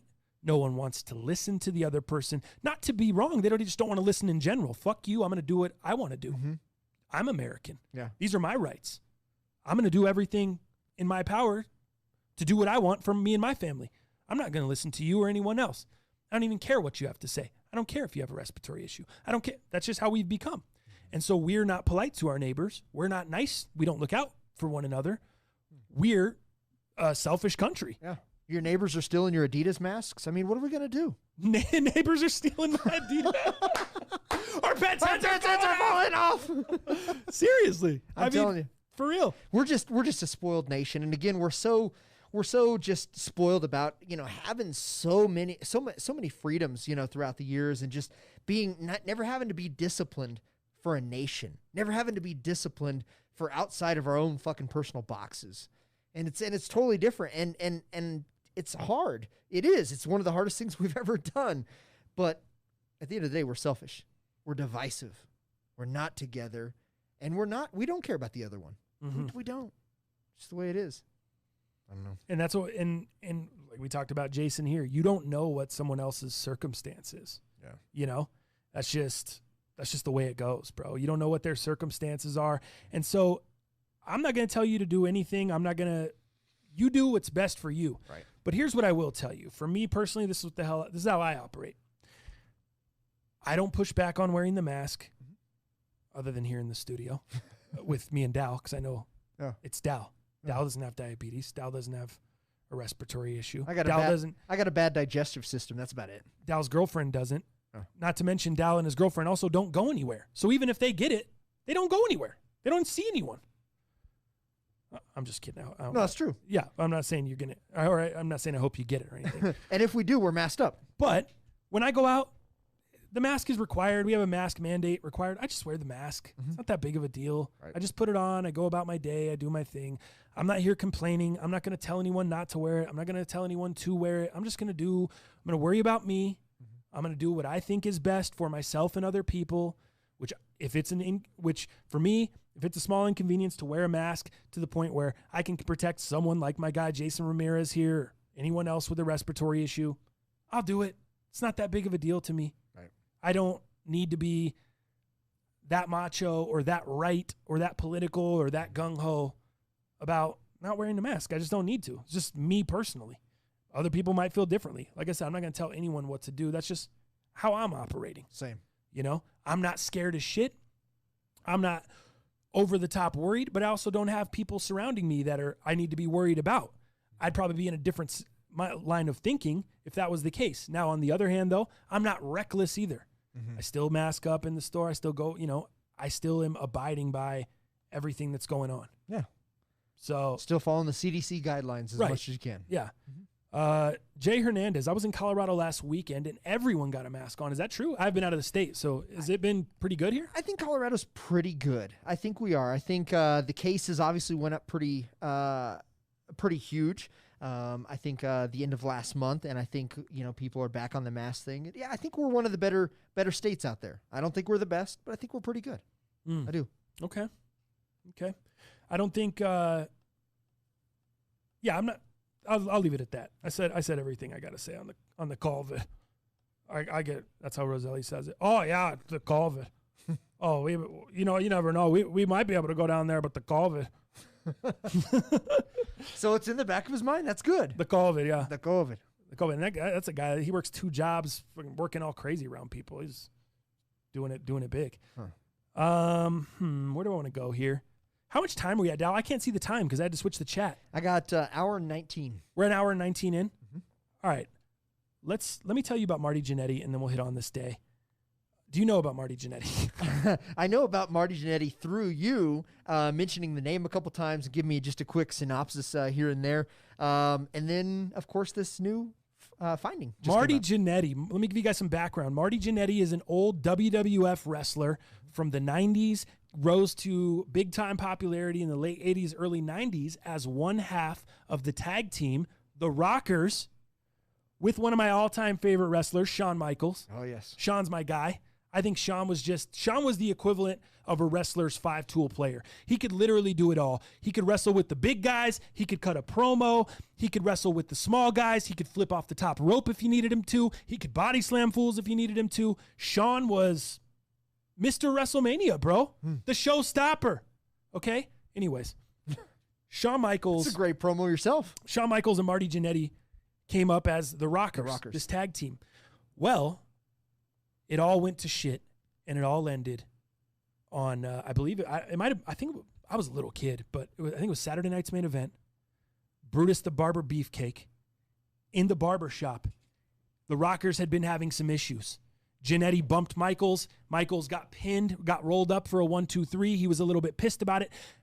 They'd had some stuff had been happening in the ring. They hadn't really been on the same page as a tag team, so they've been having some issues. So they come down to Brutus the Barber Beefcake's little barber shop setup, and he interviews them. Hey, what's going on, guys? You guys are the Rockers. You guys are supposed to be the next tag team champs, man. What is going on? What's the friction here, bro? And Michaels is saying, yeah, everything's good. We just posed for the new cover of the new WWE magazine. The Rockers are on the cover. Michaels is like, hey, there's no problems, man. Everything's good. Then guess what? He turns around like this. Marty Jannetty's like, it's all good, brother. Turns around to the crowd, waving to the crowd, turns around, super kick to the jaw. Oh. Shawn Michaels drops Jannetty right there at the barbershop, picks him up, throws him through the plate glass barbershop window. Blood all over, rips the magazine in half, and that starts Shawn Michaels' evolution as a heel. It starts his heel run. It catapults him into this singles career. Scary Sherry was his manager at the time, and he becomes the heartbreak kid, Shawn Michaels. He becomes the sexy boy, if you will. And that was basically the end of Marty Jannetty's career. Marty Jannetty, after that, just went into a tailspin. He just went downhill. He tried to latch on as a singles competitor in WWF, never really, kind of just fizzled out, never really caught on like Shawn did. I mean, Shawn went to Mr. WrestleMania. Shawn wasn't really shit at that time. He was part of the Rockers. Everything great that happened to Shawn happened after that incident there. Yeah, that's crazy. And Marty just went down the toilet, dude. Yeah. He tried to latch on with WCW. He tried to latch on with a couple other companies. Just forgotten. Yep, forgotten, drowned out. And then ever since, I've seen quite a few interviews of Marty Jannetty on YouTube and just stuff about him, seeing how he's having all these knee problems now and ankle problems, and he's still trying to wrestle because he has no money. And it's just a sad, sad story where Marty Jannetty went after that, dude. And everything. He has pill problems, alcohol problems. So the reason I run down Marty Jannetty for you, just so you can kind of get a little bit of, so I can shed some light into Marty Jannetty.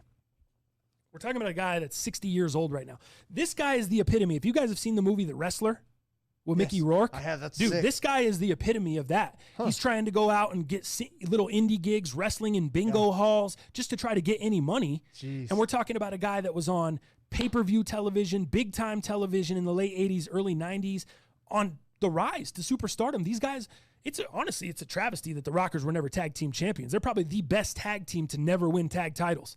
And for whatever, I don't know what the reasoning was behind the scenes of that and why they decided to split him and Sean. I don't know if Vince saw more of a star in Sean and wanted to put him on that catapult.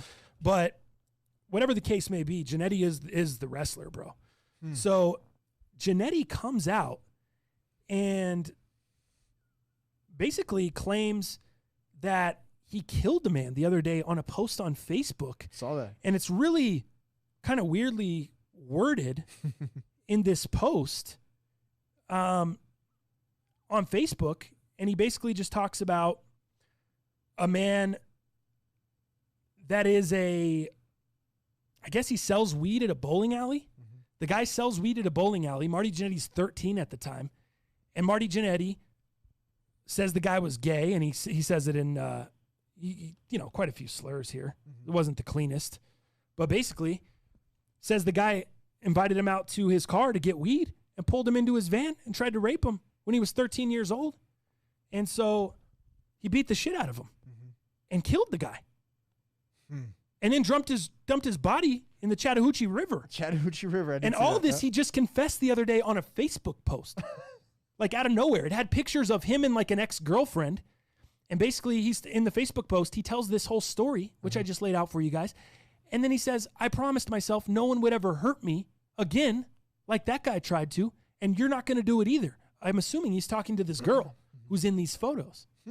So it's really weird because he posts 3 photos of him and a girl, and you think he killed the girl at first. I know. Because you see the headline, you're like, what the hell is this? Then you read the post, and he killed another guy. So Marty Jannetty is claiming self-defense in an apparent death of a man he says was killed 47 years ago. Says he used a brick to fatally fend off a rapist. The ex-pro wrestling star called into Boston's wrestling sports show on Wednesday night where he was questioned about the bizarre Facebook post in which he suggests he killed a guy and dumped his body in the Chattahoochee River sometime around 1973. At first, the 60-year-old Jannetty tries to be careful about the language he uses, but ultimately describes the incident involving a male bowling alley employee who allegedly tried to rape him in a car behind the building in Georgia. Quote, he was a front desk clerk, Jannetty said. He was known to sell weed. What I didn't know was he lured in little kids. Jannetty claims the man tried to grab his genitals, so Marty tried to flee, but the man grabbed him by the hair and got physical with him so Marty couldn't escape. That's when Marty says he grabbed a brick and fought back.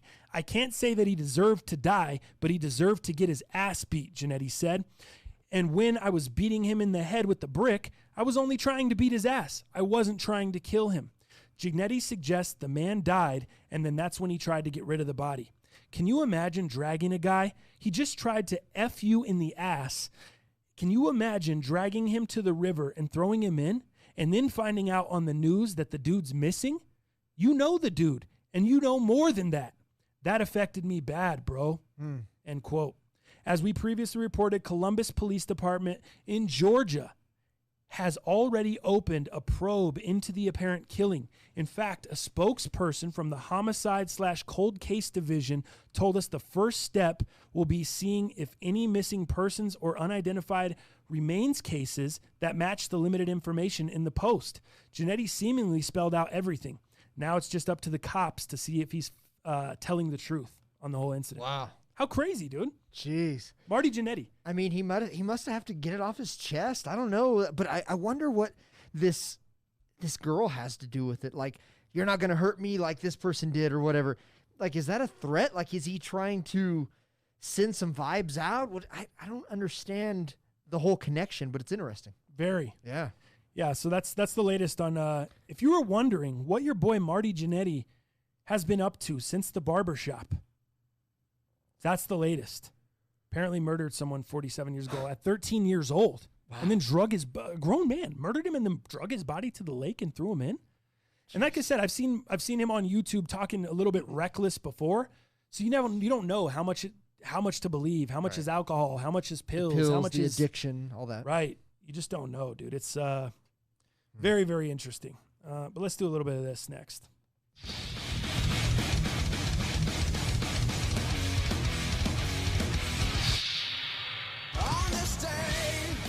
All right, fools. So on this day, we're looking at August 6th, 2018. Let's take her back just a little bit. And our friend who passed away here recently had the performance of his life. Mac Miller. Our friend, like we know. Yeah, no doubt, right? I love Mac Great Miller. friend man. of the program, Mac Miller. Great friend. He's called in numerous times back in the day. He actually did his Tiny Desk NPR concert on August 6, 2018. Now, a little bit of backstory, but first, are you familiar with the Tiny Desk concert series? Oh, of course. Dude. Love it. It is some of the most intimate, coolest settings, and you're seeing this artist who is known for maybe being hardcore, maybe being a lot of instruments, maybe no instruments, maybe a cappella. NPR has a great way of doing this series and switching it up and giving you something that you never expected from these artists. And the Mac Miller, I was never a huge Mac Miller fan.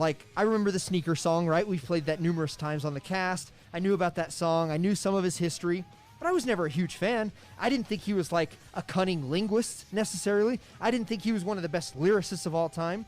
But I thought some of his stuff was catchy.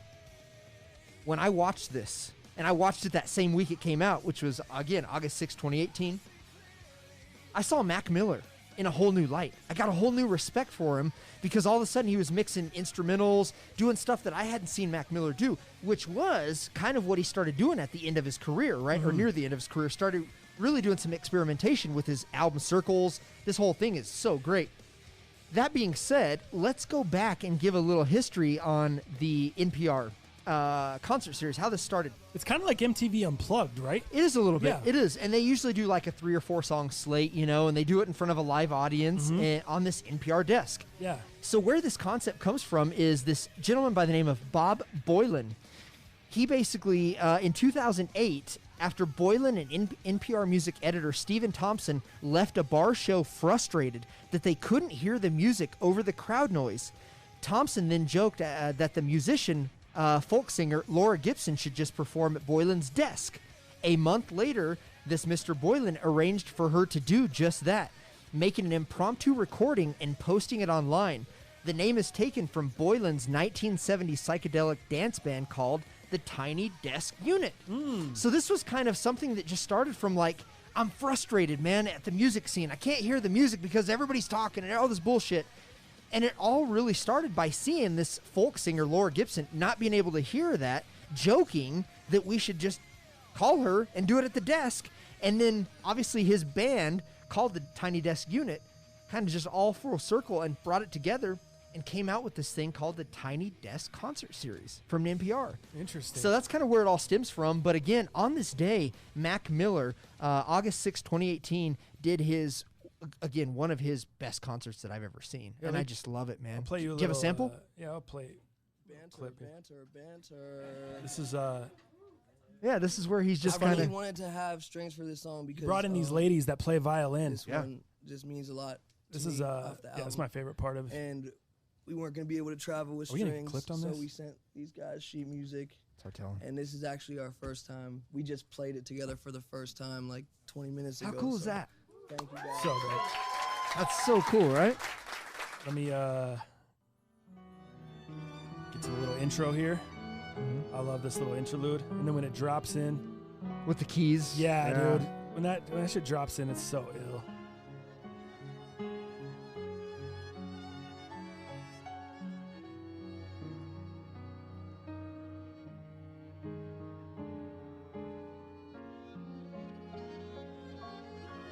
Love strings, dude. Yeah. I'm such a strings sucker for the strings.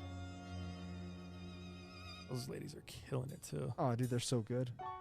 Oh.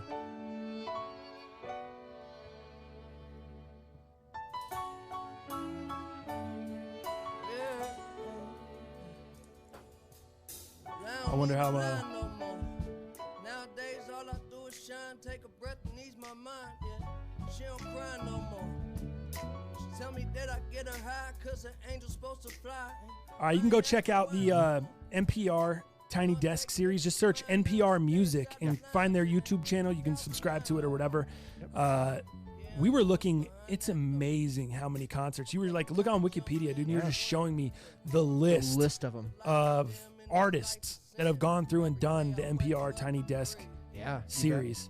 Well, and the funny thing is, they're still doing the series right now currently, and I had no idea. They're doing Tiny Desk home concerts is now the new concept. So, for example, like John Legend just did it August 3rd.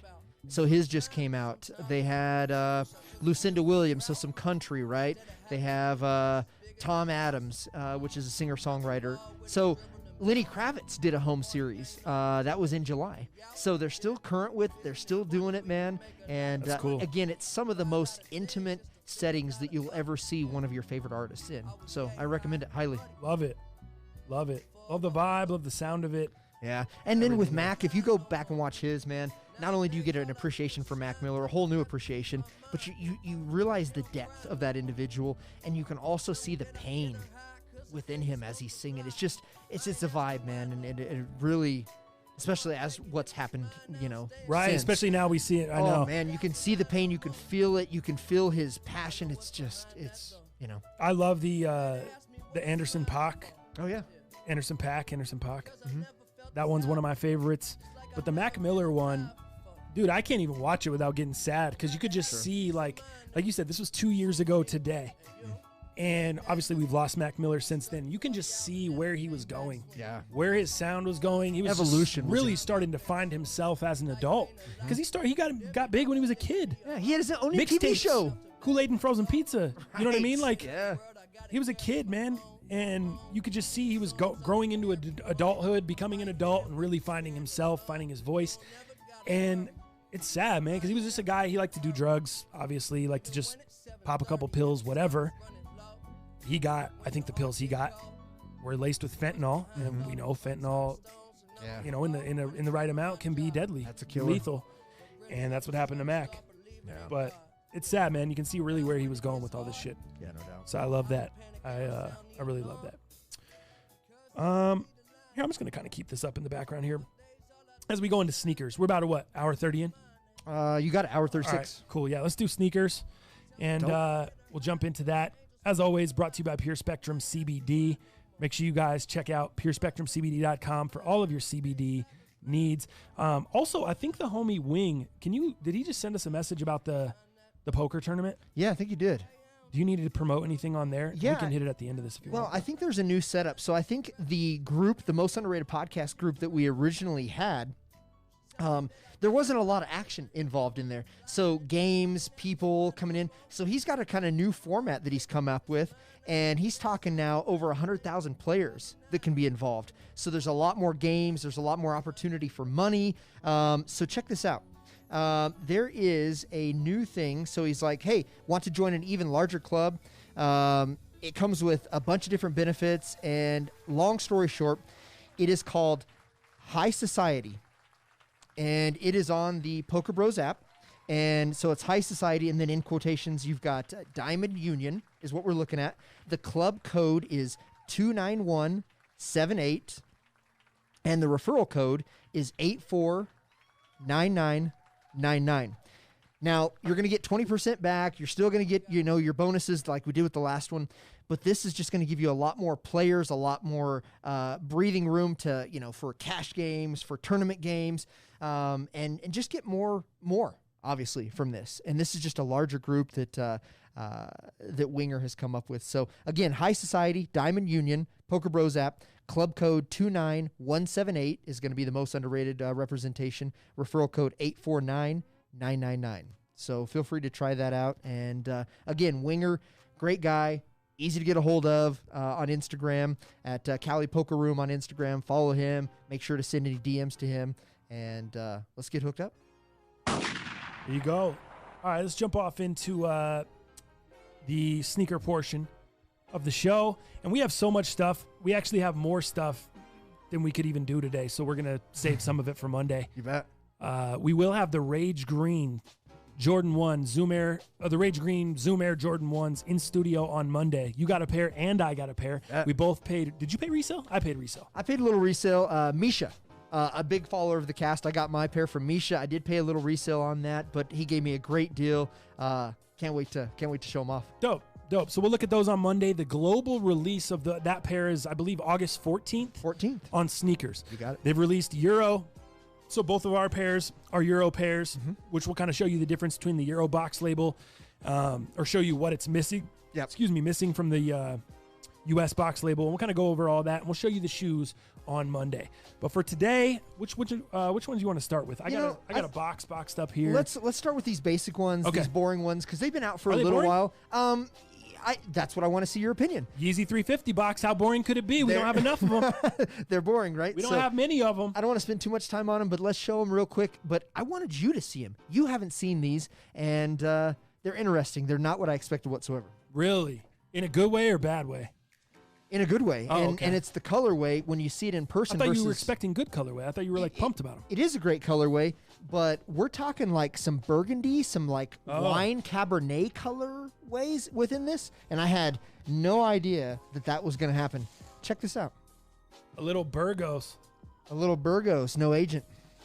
Give me my camera. Oh yeah, what's your camera? I can show them the look. There you go. These almost look like they could be called linens, bro. I mean, I can't tell the difference. Oh, yeah, these are, you got notice on the toe box, the inside, it's like the stitching. Oh, man, this is a very weird. I haven't seen this on a V2 yet. Is this new? Give me some focus on this camera there. There you go. Look at that stitching, but it's not like popping off the shoe. It's actually super flat. Yeah, that's a great look, Dallas. Nice job. Who needs a producer, bro, when you got Dal Palantonio in the cut? Look at that. So that is something that I noticed right off the rip that is different from any other V2. Am I talking shit? Am I wrong? Has that happened on any other V2? It looks new to me. It's so flat. There's like no raised stitching at all. What we've seen before completely is different. Obviously on the first versions, it was raised stitching. Mm-hmm. Then we saw it reversed to where it was like the raised stitching, but it was underneath. The over-under kind of thing. And now, which it showed it just showed a seam on the top. It didn't show any kind of stitching at all. Right. And now you have stitching there, but it is not raised. It's super flat. Completely flat. And how does it feel on the inside? Flat. Can't feel anything. Can't feel it. I guess you couldn't feel it before either because they have that plastic guard Mm-hmm. that's under there. So tan insole on these joints kind of matches the or like creamish tan, I guess. Cream. Kind of matches the prime knit. Yeah. On there. Overall, what do you think? So like, I see more of like almost like burgundy, like almost like a wine Cabernet / browns. I see a lot more of those colorways intermixed in there than what I ever thought would be. I do see what you're talking about. It's so damn faint. Yeah, it is so faint. The wine or the burgundy in it, but it's there. It is there. But it's not like the Beyonce like, Ivy Park joints. Not at all. Not that like hardcore burgundy, but it's there in a subtle way. It's there. Yeah, there's just like this pattern right here, especially. This just reminds me of my grandma's old ass couch. That's true. Like the pillow that matches the couch. Like it's the same matching end pillows that are kind of decorative. You know, like that's what that shit looks like to me. I think we have one at Robin and I's house. Do you? I think I want to fall chair asleep like on this. No, a pillow. Oh, when I fall asleep on that pillow, that's kind of what it looks like. Dude, you're right. This is it, bro. Damn, pillow talk. Mm-hmm. Pillow talk with Zach and Dalpal. Interesting. I like it. That's a new segment. What do you think, man? Is this a keeper? Is it a keeper or a sleeper? Overall on that pair, I'm going to say I don't need it. Yeah. I don't need it. With the amount of V2s that are out, with the amount of color options that we have, it's another earthy, dumbed down, very earthy. It's just another one of what we've been getting in a different way. Yeah. And I don't need it. It's not a must-have. Am I throwing it in the garbage? Am I like, oh, get these out of my face? No, but it's not. This is the I Got Wood pair. It's very woodsy, very, very nature savvy colorway. Yeah. Looks like a pigeon neighborhood. That's funny. Yeah, John King, I actually like those. Turtle Dove 2.0s. Have you heard people calling them that? Originally when they came out, but when people saw the colorway, I haven't heard that as much. But early renderings, early pictures of it, yes, I've definitely heard that. I think it's pretty cool, man. I do. And I don't think, like, I love the statics, and these I wanted because I didn't think they would get as dirty because they almost kind of look that dingy kind of couch pillow that you're talking about. Mm-hmm. And I think they're cool. I haven't decided if I'm going to keep them quite yet. That little inside piece is very strange. Like this is so Skechers to me. Tell me show it again. That right there. Oh, it is, dude, that's so Skechers. It is to me. sketchy. Yeah, that's sketchy Skechers Skechers all day, bro. It is, yeah. So I don't know, the that evolution of the Prime Knit and the design, the colorways, not so much, but the design of the Prime Knit, Right, the evolution is changing. I wonder how that's why I was going to ask you. You haven't put them on yet. I haven't put or them walked on around. I was wondering how the feel is. Anybody own these? Anybody worn them around? Do they feel any different than V2s with the kind of changes in the Prime Knit, Right. anything like that? Let me know. Soles on my feet. I got a size 13. Who needs them? There you go. Somebody needs a 13. Soles on my feet. Yeah. He's got you. I think they're pretty cool, and they're also putting a new sticker in there. Want to throw that up to the camera? I haven't seen Yeezys come with this sticker yet, and this is obviously just, talking about probably the instructions, garment things, in multi-languages. I haven't seen this card, but they are putting cards in now for Interesting. 350s, so I don't know if that helps you with authentication purposes, but yeah, a new card for them. Outside of that, new Prime Knit design yet again, and the stitching is flat on the back as well. Right. So just like the toe box I was showing you guys. And I don't remember the stitching on the back being that predominant in some of the older pairs. I don't know, that might just be me, but the front stitching or the top of the toe box stitching is quite different.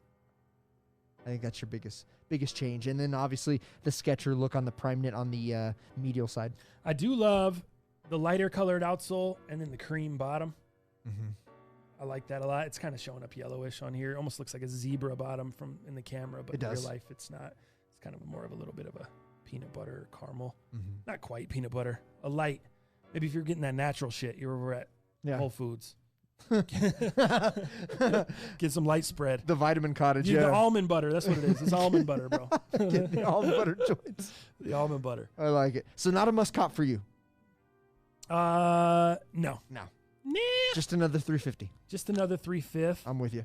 Yeah, not a musties for me by any stretch. Reg Dusk. They look awesome. I also like your Nikes. The color of them is so nice. How does the inside of them look? Actually you can leave my camera like there. Go to the wide camera real quick. Bro, these are Jordan 1 David Lettermans. I saw you ask a little earlier, so that's why I'm taking the time to do this here in sneakers for you. My guy, my gal, whoever you are out there in the world. So I'm taking off my shoe right now. This is the Jordan 1. These are such a sleeper pair. If you do not have, and you can get them still dirt cheap. People are morons. This is the David Letterman Jordan 1. So the oh man, I took these off for no reason, bro. You don't have the insole in there. I don't have the OG insole. I took these off for no reason.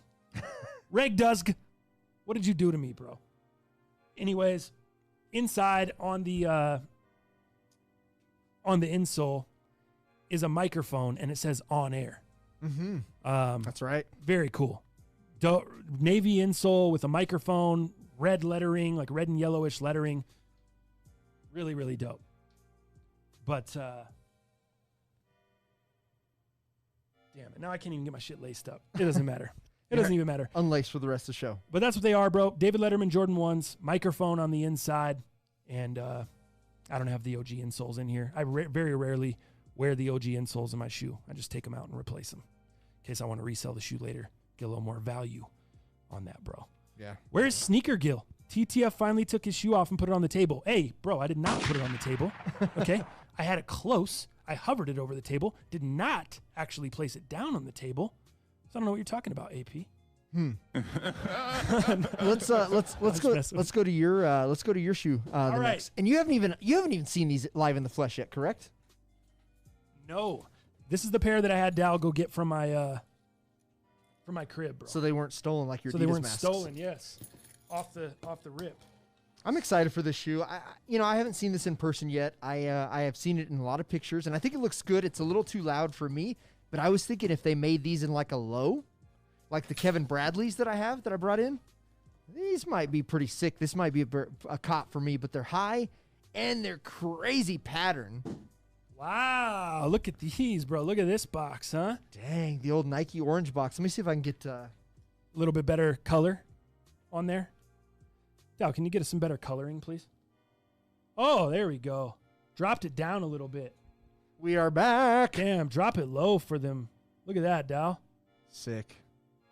Not looking that good. Hold on. It was good. It was focused on the box label. It doesn't even matter, bro. It's the box label, but I guess we'd have to have the focus back at some point. Oh, there we go. Cool. What was retail on these? 110. Did I pay 110? These are a great deal. All right, man. You saw from the box label. It is these Blazers. Oh, these are. I had to have these. Right when I saw these, I had to have them. Shout out to a few cats. Like 3 or 4 cats sent me the link on these as soon as they dropped. Did they? Philly Mayor, Misha. Yeah, they were like, yo, TTF, are these, you need these? You got these? These are the tie-dye Blazers, bro. God, they look great on tie-dye camera, jean, too. Jean material Blazers. These are all denim. These are denimed out. Look at that. These are sick, man. Yeah, I like these a lot. These are gonna look great with some really good jeans. It's a nice fall pair of sneakers right here. Totally. Not really shorts. I wouldn't really rock them with shorts, just me. But I will definitely rock the shit out of these with some jeans. Pull the tongue up. You've got the exposed tongue on the top, which is kind of what they've been doing on a lot of the Blazers lately. Big Nike on the back. Got the red checks. Oh, these are These are money, pretty sick, bro. dude. Set Yeah. off red insole on the inside there. I don't know if you guys will be able to see it. Probably not. That denim material actually looks really good in the flesh, man. It's like that whitewash kind of wash, from our acid wash jeans a little bit, but it's got that darker tone to it, which is really, really cool, man. Love it. Yeah, I love these. I mess with these, man. I do too. I'd like great in person. Just as I was worried, I was like gonna open. I'm like, am I gonna hate these on the show? I thought they were gonna be like some 101 Dalmatians threw up on your shoe. But they're not bad. Denim Dan over here. AP, these are not. Are these Denim Dan, bro? Are these Denim Dan? Actually, I might go get a white jean jacket from the thrift store. Yeah. Cut the sleeves off that bitch, make it into a vest, and then tie dye it out like this. I'll put a Def Leppard patch on the back for you. There you go. Yeah, it'd be sick. Def Lep and Led Zepp. Led Zepp. Let's go. I like these. I like them, dude. I think they're fire. Tie-dye Blazers. I think you could do these. I think you could hypebeast lace these and do some shorts. I think you could get away with it. This is one of the easiest cops I've had of the year, too. Easy. That's nice. What'd you say? Shorts with what? I think you could do some shorts with these if you hypebeast lace them. I think you might be able to make them work. Yeah, but I want to rock them with jeans. The initial sting. I don't want to take the initial sting out of them rocking them with shorts, and then they look 10 times better and I rock them with jeans, but people already saw me rock them with shorts, so it takes that. Oh, I was sleeping on those. When people see these with jeans, fool, they're going to be like, gosh damn it, where the hell do I go to get those? My man TTF did it again with the underrated sneaks. He don't get nothing tight. Nothing hype. He doesn't get nothing hype, yeah. but he gets the tight shit. But he gets the tight shit. Or he gets the basic shit and makes it look tight. Either way, these are going to look tight, bro. Don't even worry. Don't even worry. I'm excited to see the fit. Saw them at the outlet last week. I might want Who was them. that, John King? Yeah. Oh, man.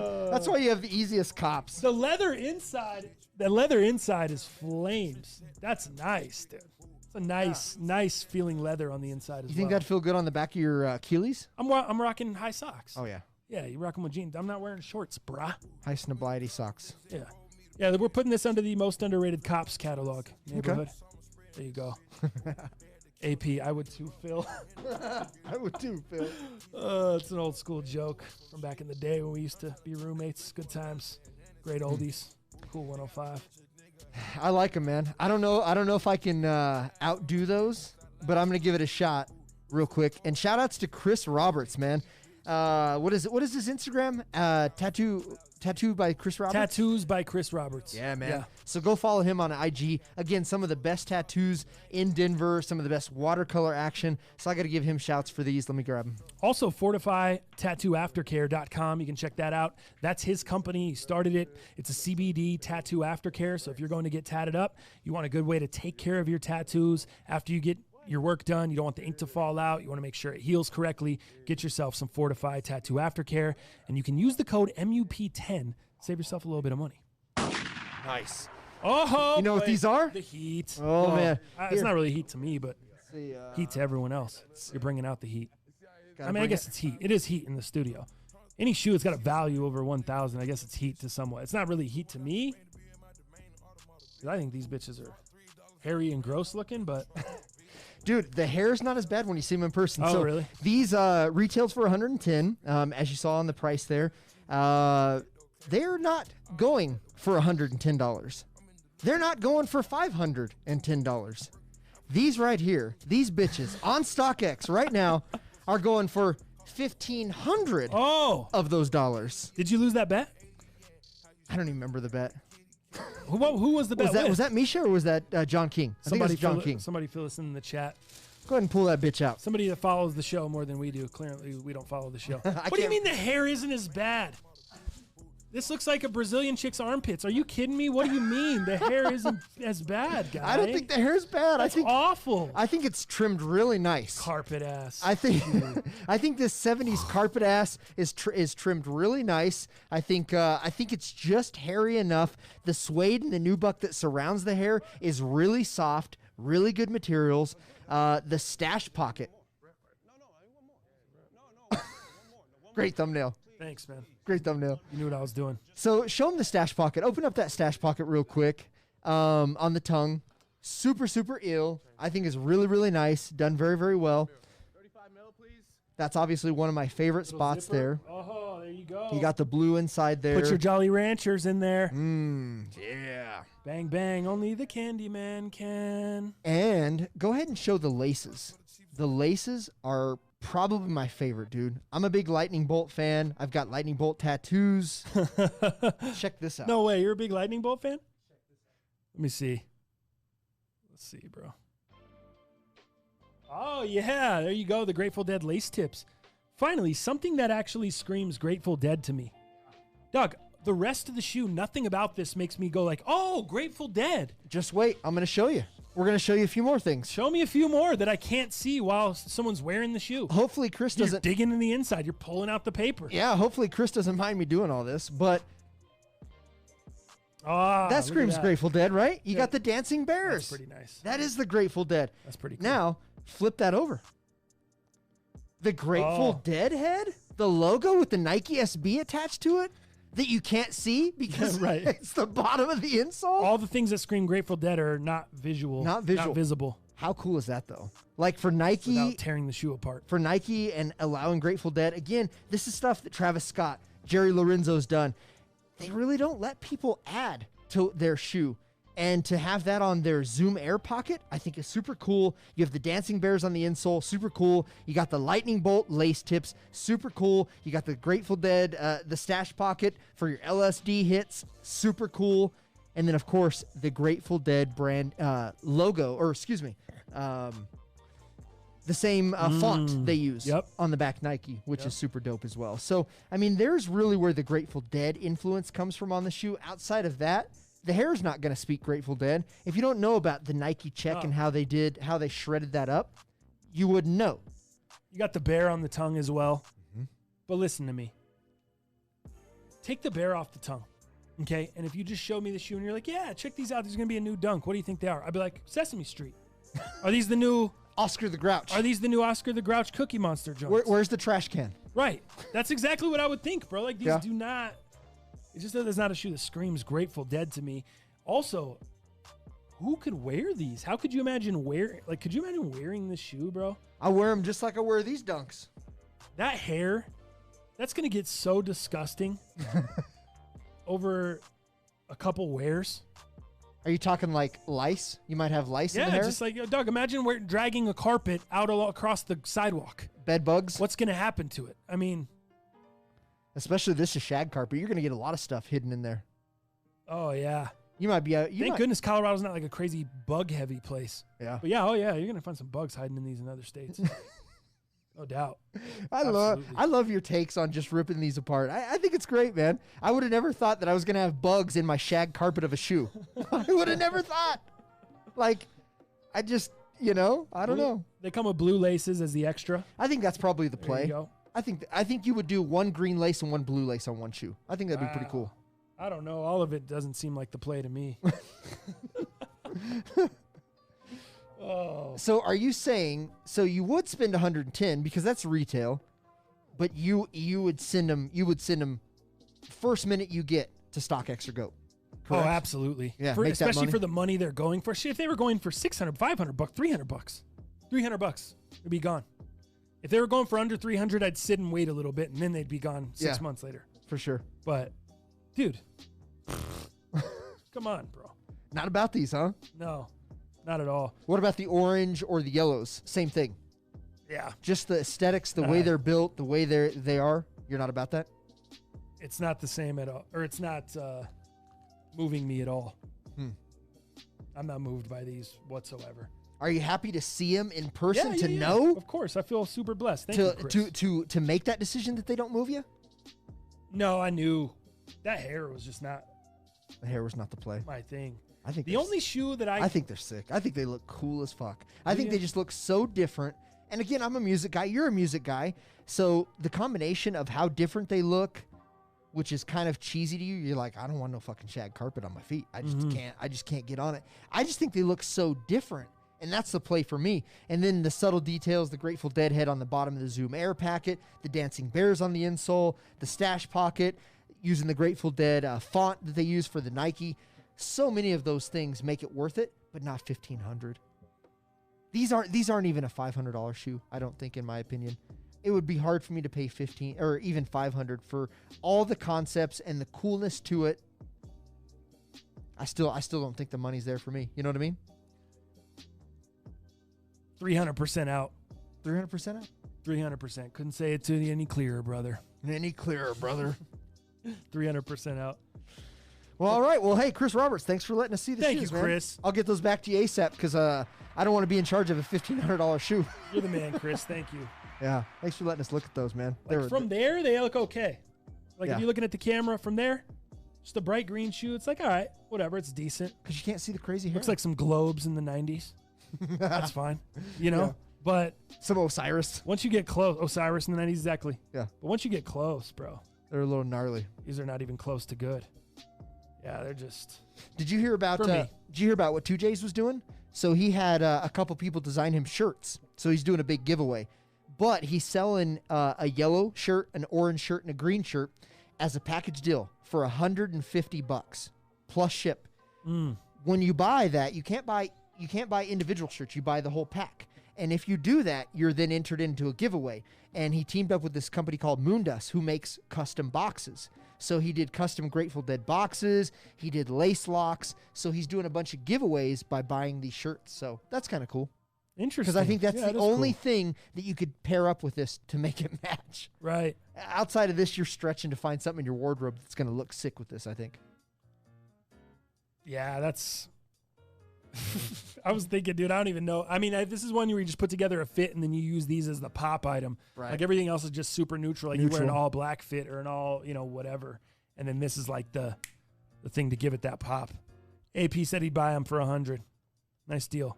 He'd buy them from how much? $100. Below retail, What huh? an idiot. Wow. Hilarious. Very nice of him. AP. I'm sure Chris will be all over that. It's multi-use. You can clean your car with that rag. There you go. It's like a chamois. I swear, if I saw this a year ago, I would have laughed at how fake they are. Yeah. Sesame Street, Juan Delgado. Exact, dude. You know that's Sesame Street. Stop fronting.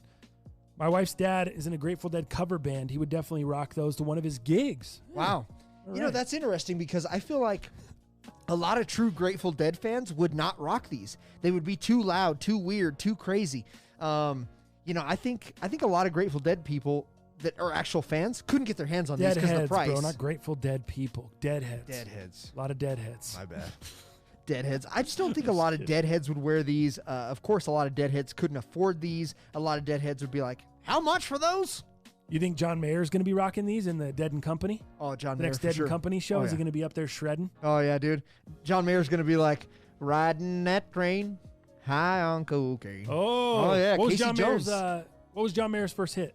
You remember that one? When he first came out the gates. Yeah, Daughters. No. Oh No? my gosh. I think that was on the second album. Daughters, be good to your What was body's a his first Wonderland. hit? Wonderland. No, that was miles down the road. What? Dude, Bodies of Wonderland was like 06, 07. Oh. He came out in like 02. Well, and I know Gravity was later on with Continuum album. That's my favorite album. I love that album. But- Gravity. Huh? Yeah. Gravity. Of course. Song's poop. What was his first? Shit, no, it's not. That song's great. I don't like that song. What was his first album? Are you sure it's not? Doug. Mothers to your daughters, 'cause daughters. How about I want to run through the halls of my high school. I want to scream at the top of my lungs. There you go, bro. That's a good one. I just found out there's no such thing as the real world. Oh. Sly, you got to rise above. Gotcha. That's it. It's 2002. You know how I know that? Came on Sirius 90s, or not 90s, Pop Rocks the other day. Oh, Pop Rocks. Yeah, That's a great channel. Great channel. That's a great channel. Sirius XM Pop Rocks. Yeah, and it shows the year next to it. 02. I was looking at that thing. I was with my lady. I'm like, 02? 02. How the hell did this come out in 02? I was in high school. I graduated in 01. I wanted to run through the halls. I was running through the halls of my high school. Not me. I was done with my high school. Oh, were you? I graduated in 01. Oh. I was not screaming at the top of my lungs. Good for you, bud. Good for you, bud. How are we at on time? Let's see here. 2 hours, 4 minutes. Damn it. All right, go ahead and finish up whatever you want to finish on all right. sneaker-wise. So I just wanted to show a sneak peek, which is not a sneak peek. We saw these, and they were hated. There was a lot of people just being like, oh, that's the stupidest shit I've ever seen. So Union has collaborated with Jordan, right? They did the Jordan 1s and a very sought-after shoe. As a matter of fact, resale on those now are about over $2,000, just so we all know. So Union is about to drop their next collab in 22 days, 19 hours, and 23 minutes. And let's show that real quick. As you see, you got the time up top. Wow. 22 days, 19 hours, and 23 minutes. Here No we seconds, huh? That's fine. You got How are you it. going to do all that work and spare the second hand? You're not going to have the seconds cracking down over there. You bet. So here's the first one. So this is the Air Jordan 4, obviously, in the guava colorway. And not a bad colorway. I think they're pretty cool. Here's the thing that we just found out. See right here? They actually do have a tongue. And the hidden detail here is one of the main guys that's a part of Union that designed this, he didn't like how big the tongues were or how long the tongues were. So he would tuck the tongue underneath to resemble something like that. Ugh. This is the picture that everybody was seeing. They were like, what the hell happened to the tongue? What the hell's going on with the tongue? I would have been too. I never saw that. But Just today, we found out that Union, right around this tongue, has stitched this tongue down. So if you deconstruct it, take the stitching out, you will have the normal Jordan 4 tongue in terms of size. So people, of course, all the haters, this is what they saw, and they were like, oh, this is stupid. I can't believe they're doing that, blah, blah, blah. So you actually have the ability to unstitch the tongue and have the normal tongue that we all wanted, that we all looked forward to, that you're seeing on the screen there. So you people that were hating on this shoe, you know what? Shut the fuck up. Stay away from this shoe. We don't need you. You stay away from this shoe. We knew what you said. We knew where you stood. And this is obviously the black color, so or the noir, as they say. The noir. Which is my favorite out of the two. It's a little bit more neutral, a little bit more wearable, but of course, you can actually unstitch that tongue and have the regular size. So I'm excited for this release. Oh, wait, so it's stitched. So you have to go do some work. You got to get in there, a little seam ripper. You have to get your seam ripper. Rip it and grip it. And unseam this shit, you know what I mean? To make that happen, because if not, you're having the stock tongue, which looks like that. And a lot of people were hating on that. I'm hating on that. Yeah, it looks because terrible. obviously we're a Jordan 4. You know, you gotta have the big tongues. We love big tongues. A picture of that pair with the tongue out. Yeah, that You see is. those? That is. I don't know how these are a pair I have to see in person. I don't know. It's really throwing me off because the website is matching the sole of the shoe, and is that making them look? I don't know. Something's. There you go. I like this pair better than the other pair. Like just the colorway. Yeah. Oh, but there's no far away with the tongue out like there is the other one. Correct. Damn. And then I can give you the back look, but that's about it. It's not a 1,000% go for me, but it's not 1,000% no for me. Dude, you know you and I can't touch this shoe. You haven't hit a shoe. You haven't hit a hype shoe, dude, all year. What are you talking about? Right. There's no way you're going to be able to touch this shoe. Right. We could bring in Just Incredible and have Misha's help. We still ain't going to touch this shoe. Speaking of, did you get the satin snakes this morning? No. No. I tried. Cody No Love? No, Cody No Love. I didn't get them shoes. Same. You didn't get them shoes either? Nope. I don't know anybody that hit on those. They felt like they went quick, but yeah, they're cheap, like $3 something in resale right now. That feels kind of cheap. Yeah, it does. For a I don't satin. know. For a satin right, especially, you know. right. You know what's starting to raise is our satins I that know, we hit on sneakers finally. back in the day. Were those the black toes? Thank goodness. The women's black toes? I know. You still have yours Women's dead black stock? toe, yeah. Mm-hmm. You still have yours dead Yeah, stock? they don't fit. Oh, what size did you get? Fuck, I got small. There. Oh. No. I think I have a women's. No, you have a men's 9, don't you? Or Yeah, a men's 9.5. Which is a women's what? 11? 11. Yeah. 11 would be 9.5. I have a 10 really and a half. good size, yeah. Yeah, 10.5 would be 9. I have a great size. But yeah, the new ones, I'm surprised. Yeah. Surprised on that. These, what are you at? Where are you at? Yeah, I mean, shit. If I could touch these, absolutely. I like the off noir pair a little bit better. The guava, shit, I would take either one, but the guava, I would sell. I wouldn't keep that shoe. This one would be hard for me to keep as well, just because you know it's going to be good money. But again, I'm not going to be able to touch this shit. I'm not going to buy it at resale. I don't love it that much. But shit, man, if I somehow got lucky enough to get that at retail, I would definitely keep it. I would definitely rock it, but I'm not paying resale prices for that, because you're gonna be a cool $1,300-1,400 easy when they first come out. John King is killing these in the chat. Is He's he? absolutely not a fan. Neighborhood says they look like Saved by the Bell. Well, that's why I would like them. Yeah, I love Saved by the Bell. There you go. This is Saved by the Bell joints. What Wait, they don't have laces? They got laces. John said, look, they got them shitty black laces. How about tuck them things back in your mind and delete them? He said. No, and then he said, no laces and now no stitch. The tongue, what cornball thought of this? They have laces? Yeah. They got laces. Not slip-ons, guy. They're not water socks, John King. I don't know. I'm on the fence. The Saved by the Bell, that might have been what I needed. I love that aged midsole. The other ones look more Saved by the Bell. For I sure, love the that white aged ones. midsole. I think that looks sick. That's my favorite part. The aged Is that midsole, aged or is that just canary yellow? It's aged. Is it? On the monitor, it looks a little worse, but when you see it, Oh, really? yeah, it's aged. Okay. It's just aged. Is it like the Nigels then? A little bit. Because the Nigels Very is close. aged to me. See, it's almost like a vanilla ice cream age. Oh, okay. Yeah, it's nice. Good stuff. Don't knock Saved by the Bell. Winger, nobody's knocking Saved by the Bell, guy. That's why I like these shoes. Are you kidding me? Who could ever knock Zach Morris and AC Slater And Jessica Spano. Spano. Lisa Turtle. Mr. Belding. Screech Powers. Samuel Screech Powers. Samuel. You kidding me? Sam Powers? Who could knock that? Mr. Belding. Jeez. Yeah, Mr. Belding. AKA Dennis Haskins. Mr. Belding. I don't know how I just remembered his real name, Dennis Haskins. Oh, is it? Yeah. I thought it was Dennis Quaid. No. I'm just kidding. What about Dennis Hopper? Dennis Hopper, Bob Seger, Sonny and Cher. All right, hot shot. Pop quiz. Remember that from Speed? All right, you can pull those off the screen. I think that'll do it for this episode, man. Thank you to everybody that came through in the chat. Thank you to Misha for donating in the super chat on the other stream. Yeah. I really appreciate that.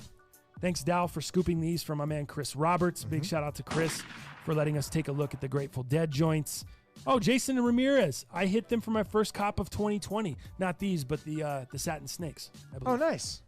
Congrats, Jason. Congrats, bro. That's a good win. Congrats, my man. Not a lot of value in them yet, but they'll raise.